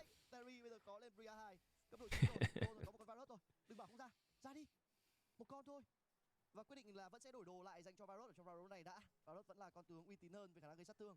Bài đấu với 4 lần chính. Okay, he ended up going into Arcanavirus as well. Rage Blade. Whoa. What's going on here? Can someone tell me what's happening with the Xerath? Can someone tell me? Wait, hold on a second. What is happening with the Xerath? Huh?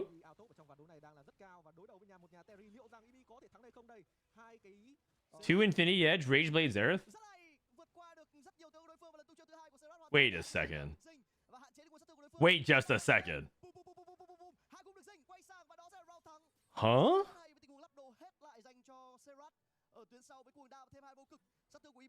What?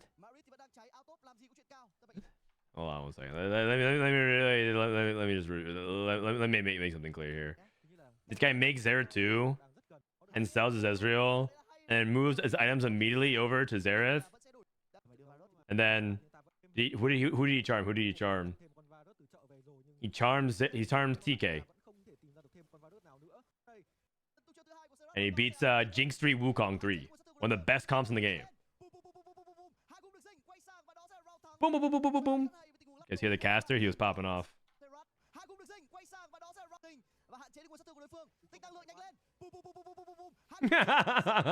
You know what? I'm going to start incorporating that in my repertoire. Boom, boom, boom, boom, boom, boom, boom, boom. Man, listen to the passion.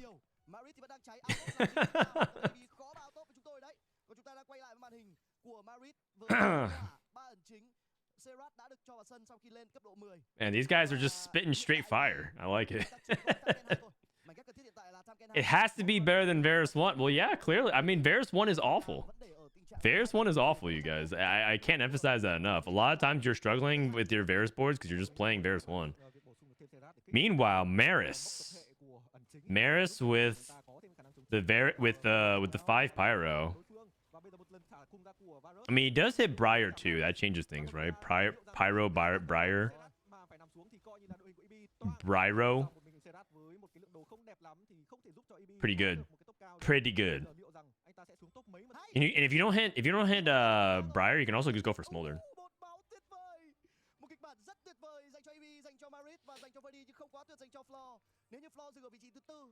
You know, the thing is, I feel like this kind of casting for TFT works in other languages, but for English, it doesn't really land.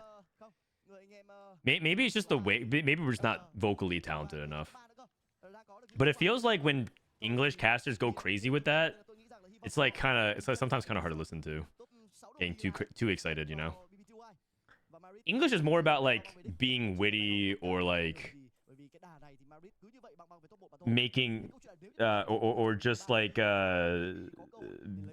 sarcasm. It's like, I guess it's like maybe we're heavily influenced by certain broadcast styles, but it doesn't feel like nearly as translatable as Korean hype, as Spanish hype, as I guess Vietnamese hype.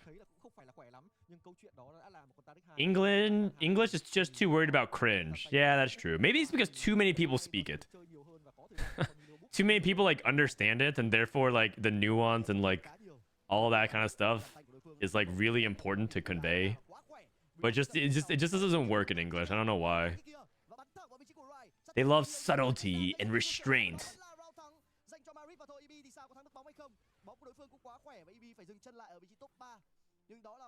It's like dubbed versus subbed anime. Yes, exactly. It's like dubbed versus subbed anime. Thank you. That's a great analogy. Thank you, Unleash. Who here watches dubbed anime? Come on, don't be shy. I've watched dubbed anime from time. I'll admit it.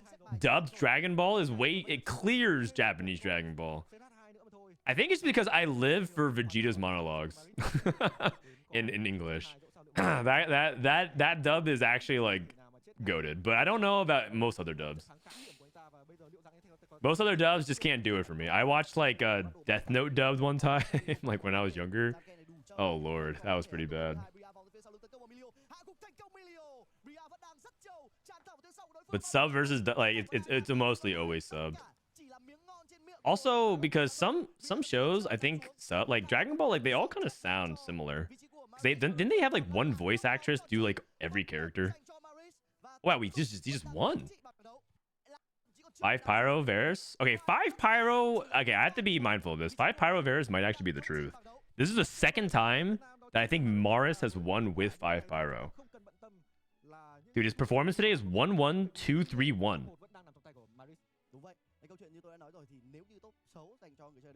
This guy might be the player to watch out for VN. Like, look at his scoreline. 1-1-2-3. Oh, 2-3-4-1. That's still really impressive. 42 points in 6 games. And we've been following him for most of the day. Ads real quick. Ads real quick. All right. And then YBY, top 8. Looking good too. Cosmo, top 8. BBTY. These are the 4 players that I know here. And then we got Terry. Title. Succulento. Okay, so the final lobby is going to be these players. But looks like these players just miss. But Title with a top 12, I believe, made it to Worlds again for the 5th time, which is pretty impressive. 100% top 4 rate is insane. Yeah, it is. It is. On a scale of Soju to Dish Soap, how good is APAC players? Wow. Soju's pretty good, man. That's like... Oh my god. I don't even understand how to read this scale. On a scale of Soju to Dish Soap, probably like a Phoenix. Like a Phoenix Like some of the time, I'm pretty sure APAC is trolling, but like their highs are pretty good. Their highs are pretty high. Like I think APAC is actually quite good when they're on point, but sometimes they're just straight up trolling.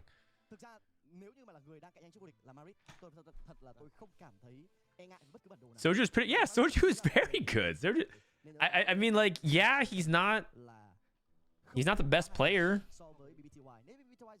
but he's also not trying to be. He's not trying to be.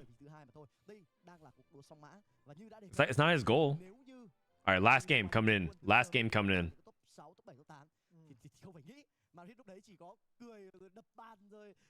Final lobby. I will say I enjoy watching APAC more than I thought. I think I'm going to try to watch APAC more next set. Like next set, I think what I'll do is I'll just watch EU and Americas on the days of the cups, and then I'll watch APAC on Monday. It just makes it easier.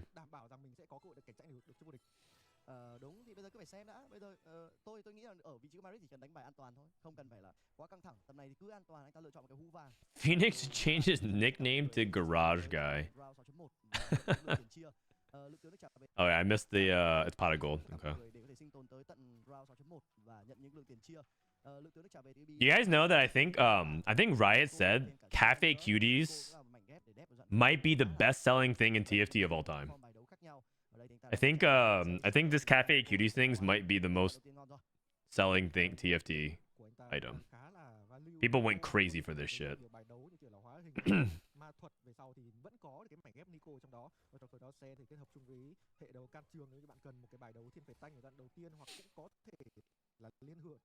I wish Soju would actually Giga try hard, but that probably is not doable alongside his streaming hours. Yeah, Soju's goal is not to be the best player.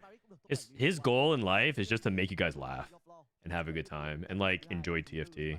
Because like I know that contrary to what you might think otherwise, Soju like deeply loves TFT. He thinks it's the best game ever, and his goal is just simply to like make you guys laugh and have a good time and love TFT as much as he does.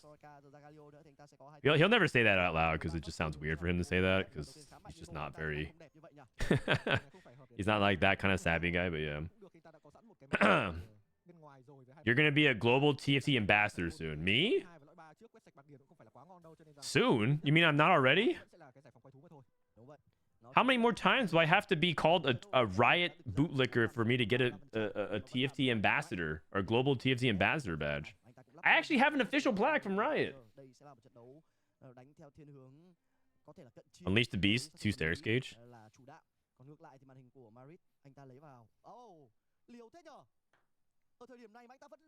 What doesn't kill you? He doesn't actually want to buy this target dummy because it might help him win, even though it might preserve more HP. Remember yesterday when Relic took what doesn't kill you and then win streaked all of stage 2? Then he like got his first component cash out at like 4-3 or something like that. It's funny. Is it 4 pyro better or 6 shapeshifter? Generally speaking, 6 shapeshifters, but I'm starting to think 5 pyro is the best way to play Varus. As your primary carry. I'm feeling pretty tired today. I'm not sure if I actually might stream that much longer after this, but I'm gonna play a few ladder games. I'm gonna see if I can try to find a 5 pyro Varus game. I want to try a couple ideas. Tomorrow I'm gonna play the new patch on OCE. I'm almost masters on OCE. I played on that server so many times that I actually might even try to. I could actually probably push for challenger on OCE, which would be kind of funny. But like I'm almost at the point where I'm getting like respectable queues into like masters and GM players. I'm like high plat or something like that. Have you seen a difference of what people play on APAC versus NA? Yeah, a lot more Varus. That's for sure. They do play a lot of the usual stuff. They play a little bit less Kalista than we do, but they play a lot of mages. They play a lot of multis. They play a lot of Rise. They play +1s like, you know, the witchcraft emblems and the frost emblems and stuff like that. They're willing to play.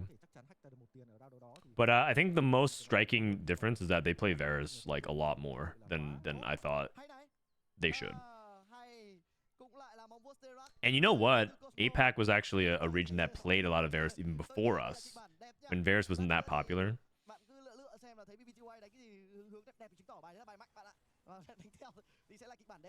Ngày trước là chúng ta có cái câu nói là đánh theo người đánh giỏi đấy.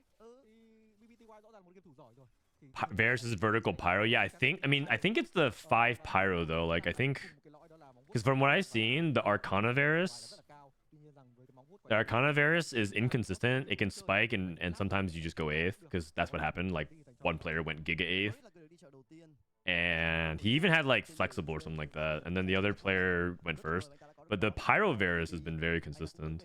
You just play like Arcana Varus, but you take out some of the other stuff, like, and then you play 5 Pyro.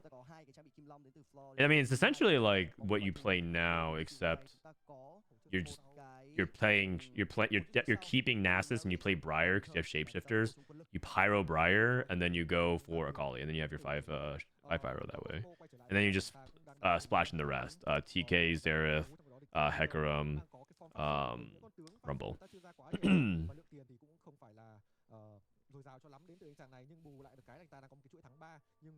think APAC's the best region? Oh, probably not.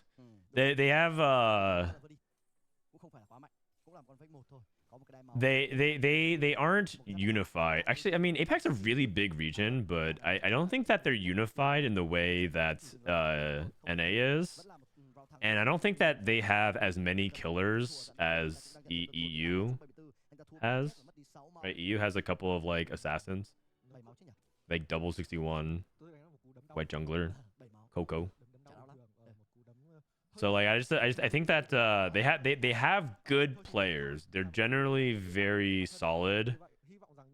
Their best players are very solid. I don't think that they're the best region though.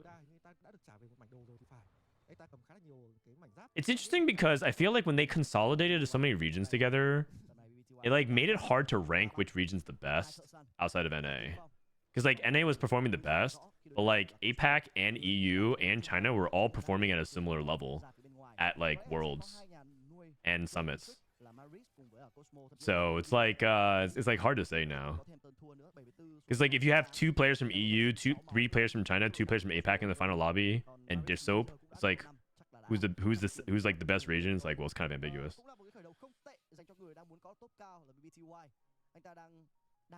Have you been watching JOC 6? I watched some of it this morning, and I don't think I enjoy watching mobile TFT, unfortunately. I really tried.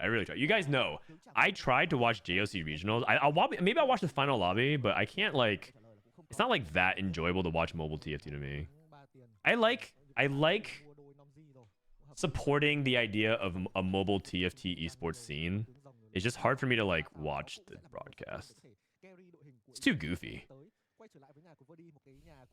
Maybe I'm just too used to the PC version though. Okay, we hit an early Olaf, really huge for tempo.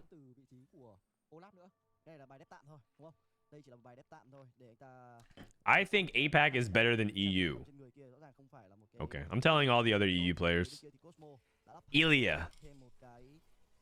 What a traitor. APAC is better than EU.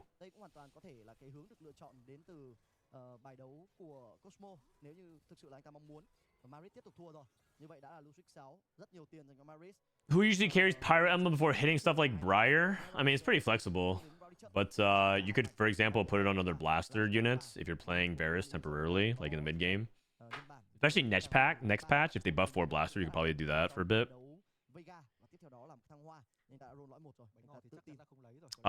You could also put it on Callista. We saw a 5 Pyro Callista player because Hecarim's a multi-striker and so is Akali. So you can actually play Callista and then have Callista hold like Briar-like items, or you can just play Callista secondary. That won a lobby today. I think 5 Pyro might be something I'm just sleeping on. Like I think the person played Pyro, Runins, Last Whisper Callista, and then IE Varus with stuff, and then won the lobby with 5 Pyro. No Briar.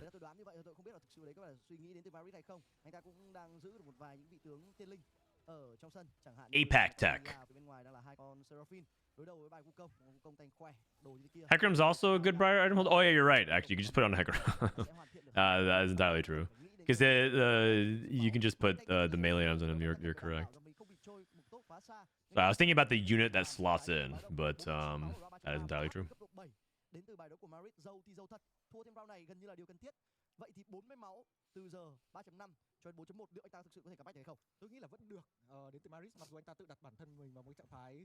Okay, we got Gambler's Blade, Shojin JG, Big Grab Bag, high tempo for Flaw, Stairs Gauge, and we got Silvermere Dawn. Wow. Isn't this like Biss Hecarim? He's probably gonna go for like Fiora or something like that, but I'm pretty sure Unleash the Beast, Silvermere Dawn is like Biss Hecarim.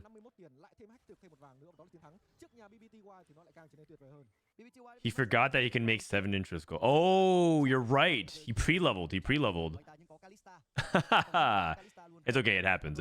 I forget from time to time as well. Wait, is Soju qualified for Golden Spatula this November?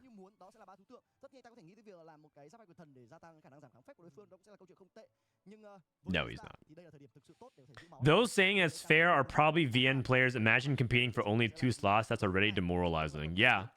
I mean, I think APAC got the most screwed by the region merge. Like, I just don't like the way they did the region merges personally.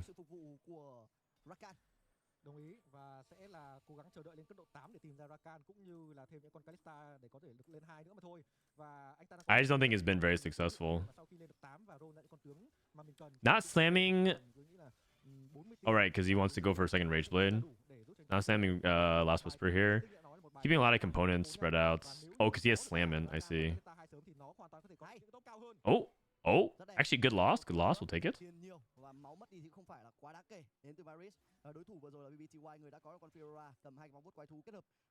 I saw 6 Blaster, Ezreal Pyro, and Ezreal one-shot my 3-star Mage backline. Well, that doesn't happen very often. I wouldn't really chase 3-star Ezreal with Pyro, but that's another out you can play for. Okay, hit Rakan. 32 HP. Oh, he leveled to 8 now.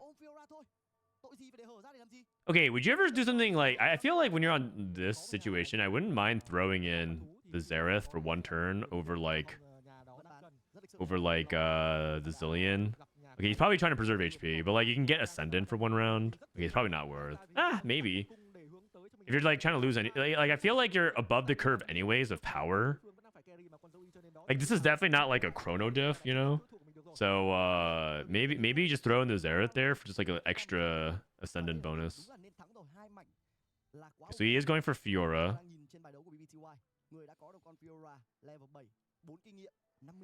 Tầm này mà round sau anh ta lên level 8 thì là quá sớm. Nó sẽ là The rất level nhiều 750. cực kỳ ít ỏi. Nên có lẽ là anh ta sẽ cố gắng hold một turn để chờ 4.2 up level và thực hiện những tình huống roll. Cấp độ 7 vừa có đến từ Ironberg. Is Precedent playing for the Golden Spatula? Yeah, he is. Yeah, he is. Precedent. If you're looking for people in Soju's group, Precedent, Milk, Spencer are all going to be playing in the Golden Spatula. But Soju, Setsuko, Kiyun, who else was part of that group? Let me see. Soju, Setsuko, Kiyun. Oh, that's it. Oh, and Toronto, Tokyo, I guess.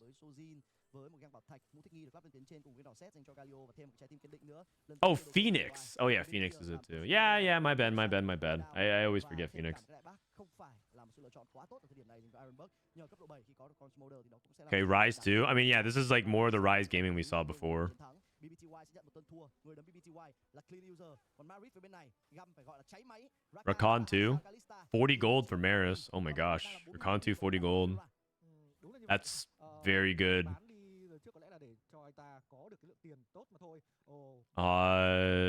Do you want mentorship? Do you have Camille already? Mentorship can be pretty good. Okay, it's got to be mentorship then. It's definitely not Forge. Magic. It's definitely not Magic Wand.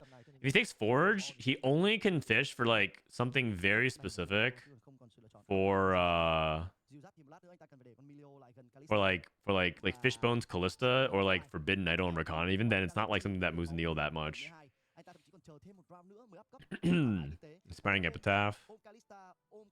Holding a Callista, Giga Chad.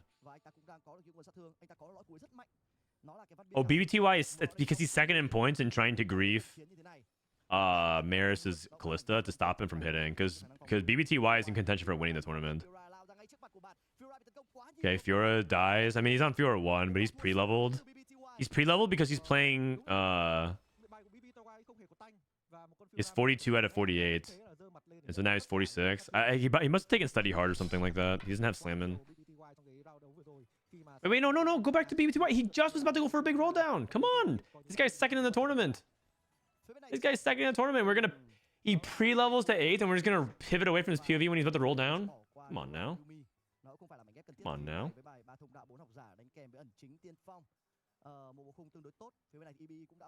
Yeah, let's just stare at these VN players not doing anything real quick. One sec. Sure, you should pre-level and pay 1 gold for 1 roll. Oh, I agree. But I think he ended up selling something and getting there anyways.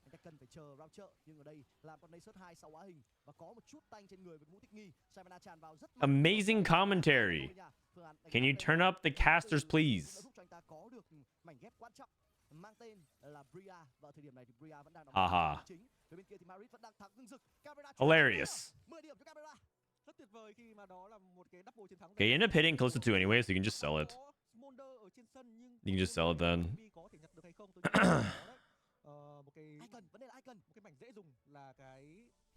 So, Maris mentorship, BBTY with Inspiring Epitaph, but I feel like BBTY needs to like hit Fiora 2 very quickly and then level and then find a way to get to Briar. I think his win condition isn't like Fiora 2, Gwen 2. I think his win condition is Briar with Unleash the Beast, and it's just really hard to do that without Econ.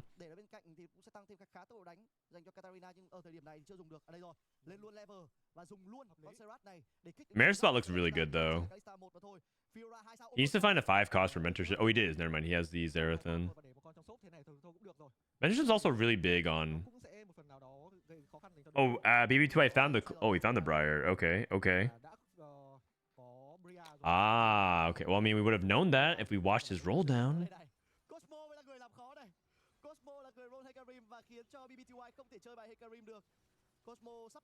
Okay. Unfortunately, he just has too many 1-stars still. Also, he wants to like move items over to Smolder eventually. Also, he has like 4 floating components. Oh man. His spot is capable of winning the lobby, but he needs to snap his fingers and get to the shapeshifter board. There's like too much missing.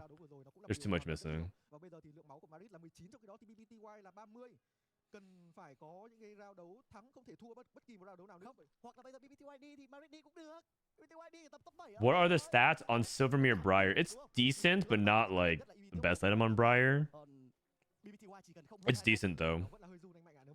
Actually, Unleash the Beast, Silvermere Dawn might be a little troll because Silvermere Dawn locks your attack speed and you get a bunch of attack speed bonus. So maybe that synergy doesn't actually work that well together. But I do agree with Unleash the Beast, like on Briar can be very, very good.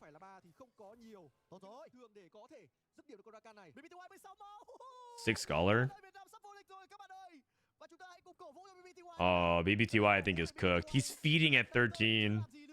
I mean, at this point, he's just playing for first, right? So he's gonna feed 4 more times. Hopefully, like hit Briar too. I think doing this without econ is really hard, really hard. It doesn't surprise me that he's struggling right now because the stage 4 is pretty sus, and he tried to skip it by just going Fiora 1 to Briar 1 without the actual like setup around 6 shapeshifters and 3 dragons. So it's not surprising to see him bombing out right now. He's got Rageblade. Rageblade, Warmogs, Steadfast,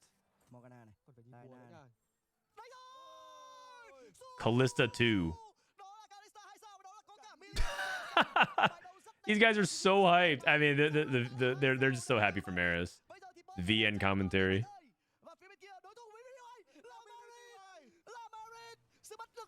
Oh my god, these guys are too crazy. Silvermere Olaf, that's just not ideal.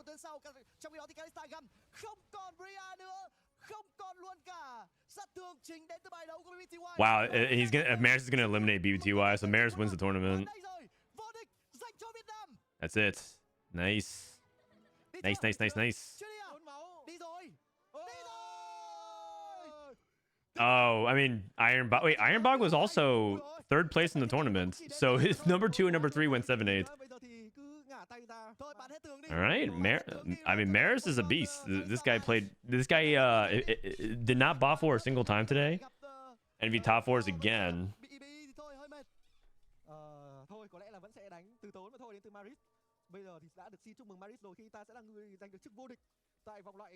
Are you co-streaming the Golden Spatula or are you a caster? I'm co-streaming. I have effectively retired from TFT casting. The only times you'll see me TFT cast is if it's like a special occasion.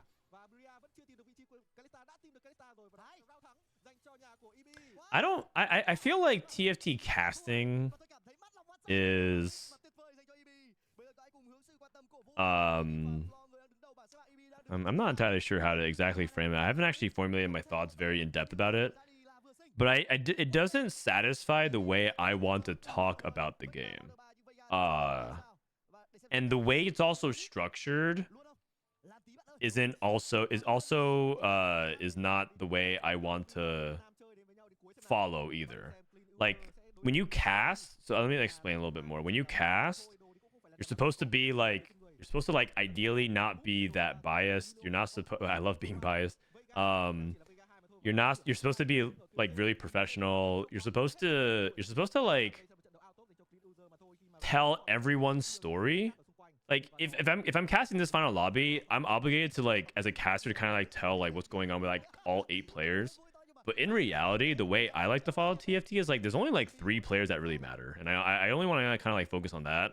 And like sometimes you might see like a player like here and there like influence things, but like I think in TFT I want to like follow what I want to follow, and I want to cast what I want to cast. And also there's the structure around it is like when you cast in general, you work on a team and you cast like every other game, or maybe you cast games 1, 4, and 5 or something like that. And it's like inconsistent, lack of cohesive storytelling, in my opinion, when that happens.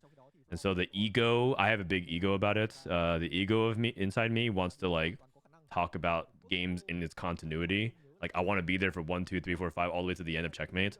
It'd be like annoying if I casted games 1, 3, and 6, and you know what I mean? Like I'm like, yeah, I was backstage and I was freaking out, and here's all the 10 things I want to talk about. Like, it's like the moment's passed, you know. So I think co-streaming just fits the way I want to talk about TFT like a lot better.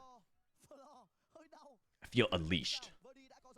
Cosmo đã dừng chân và Marit vừa rồi dường như là người đã đấm vỡ đi. Một kịch bản rất đẹp. Flo phải hy sinh máu để cho Mayor's top fours again. I mean, that's just the proper way to finish it out. Việt Nam chơi nhau thôi, chúng ta thích làm gì là làm, đúng không? Cho nên rằng Marit giành được chiến thắng trước Flo là một điều hoàn toàn hợp lý trong cái đấu bài của EB vẫn đang mạnh như rồng từ nãy đến giờ. Also, I think there's a lot of value in co-streaming compared to regular commentary as well, because in TFT there's so many different things happening that it's almost like watching a co-stream and watching a main broadcast can give you different POVs of the same thing. That makes it interesting. In other games, like in League of Legends, for example, they're co-streaming. Like, I mean, I watch Cage all the time, and I will dominate all of them, like good folks. But like in the end, they're just like watching what everyone else is watching and then just putting their take on it. But in TFT, when you watch a co-stream, especially if I'm observing, it's like a different spin entirely. I might be watching different players. I might be following a different thread in the same lobby, or I might be following a different lobby entirely. And there's like 3 lobbies going on, right? So there's actually a lot of value in that. And I actually believe that co-streaming and TFT have a really good amount of harmony in terms of like the way you can follow the game. So based off of all those factors is like why I decided to pursue it. And fortunately, I think it's worked out all right.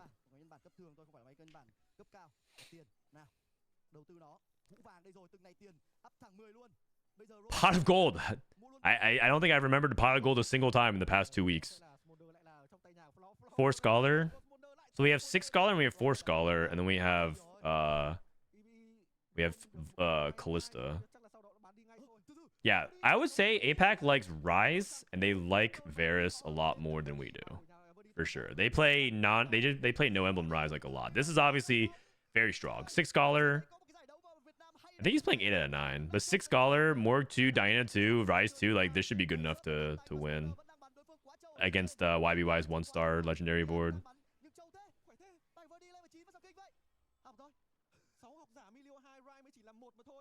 And that should be it. How did that Cadro guy blow up? I never heard of him until last month. He was a former pro player, and then he transitioned to being a commentator. He has really good knack of like understanding. He's like a big memer. He's also like a big like XQC fan, and like he kind of channeled all the fun stuff about XQC and without all the other stuff about XQC. And so when he took a break from commentary, he started to co-stream, and people started latching on to the idea that Cadril like has a really good beat on the scene, and like clearly he's like very passionate about League of Legends, just like everyone else. But there's a certain amount of enthusiasm he has about the game that you can't really find in other co-streams at the same level, combined with his analysis being very good. Like his draft analysis is usually on point, very sharp, and you know, he's like regularly pointing out things that I miss. And I'm not like a super engaged League fan, so it like helps me get caught up to speed. And then you mix in the XQC, like how he's just like a giant monkey on stream, just going hoo ah, ah, ah. You know, just so it just gets like he just gets very in the zone, very hype. So it's just like a good concoction of like what people want, which is like a silly time, a fun time, a hype time, and you like learn a little bit, you know, and follow along. So and that just like snowballs onto itself. After a certain critical mass, people start catching on, like, wow, that's the guy to watch. So then League of Legends stopped, like people stop watching the main League of Legends stream and start watching Cadril instead.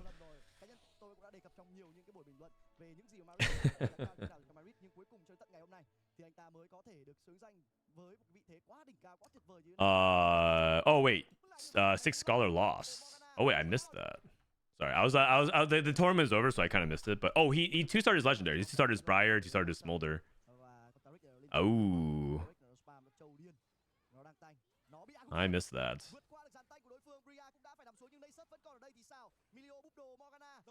I mean, Smolder 2 is a big difference, and then also he has Draconic Mastery. Oh, it was actually so close. It came down to the last. It came down to the last bit. Because like Smolder died, and then Bard was in the middle of bouncing, but it came down to 2 units.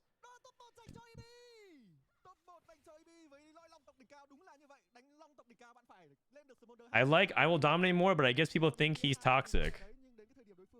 I mean, he's known for being toxic in the past, but it's all good. You know, Dom's actually a big TFT guy. He's actually a big TFT guy.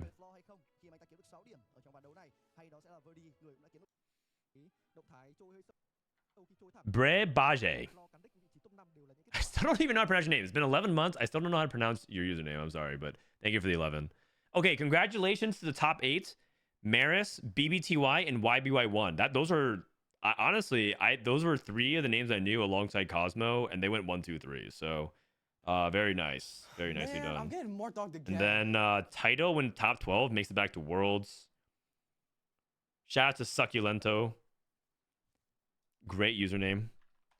So then APAC, the Tactician's Cup structuring.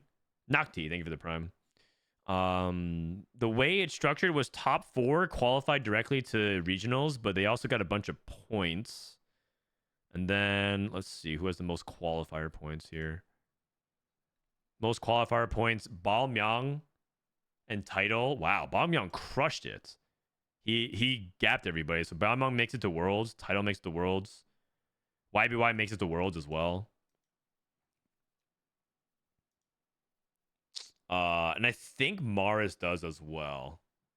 So Vietnam 2, 3, 4, 5, 6. It's Korea, JP, VN, KR. Wow, KR dominates APAC. And then A-Ray from Philippines, Ironbach from Taiwan, BBTY, Singapore. He had a great run. Okay, good to know. Good to know. All right, I'm gonna go ahead /marker end of APAC VOD party.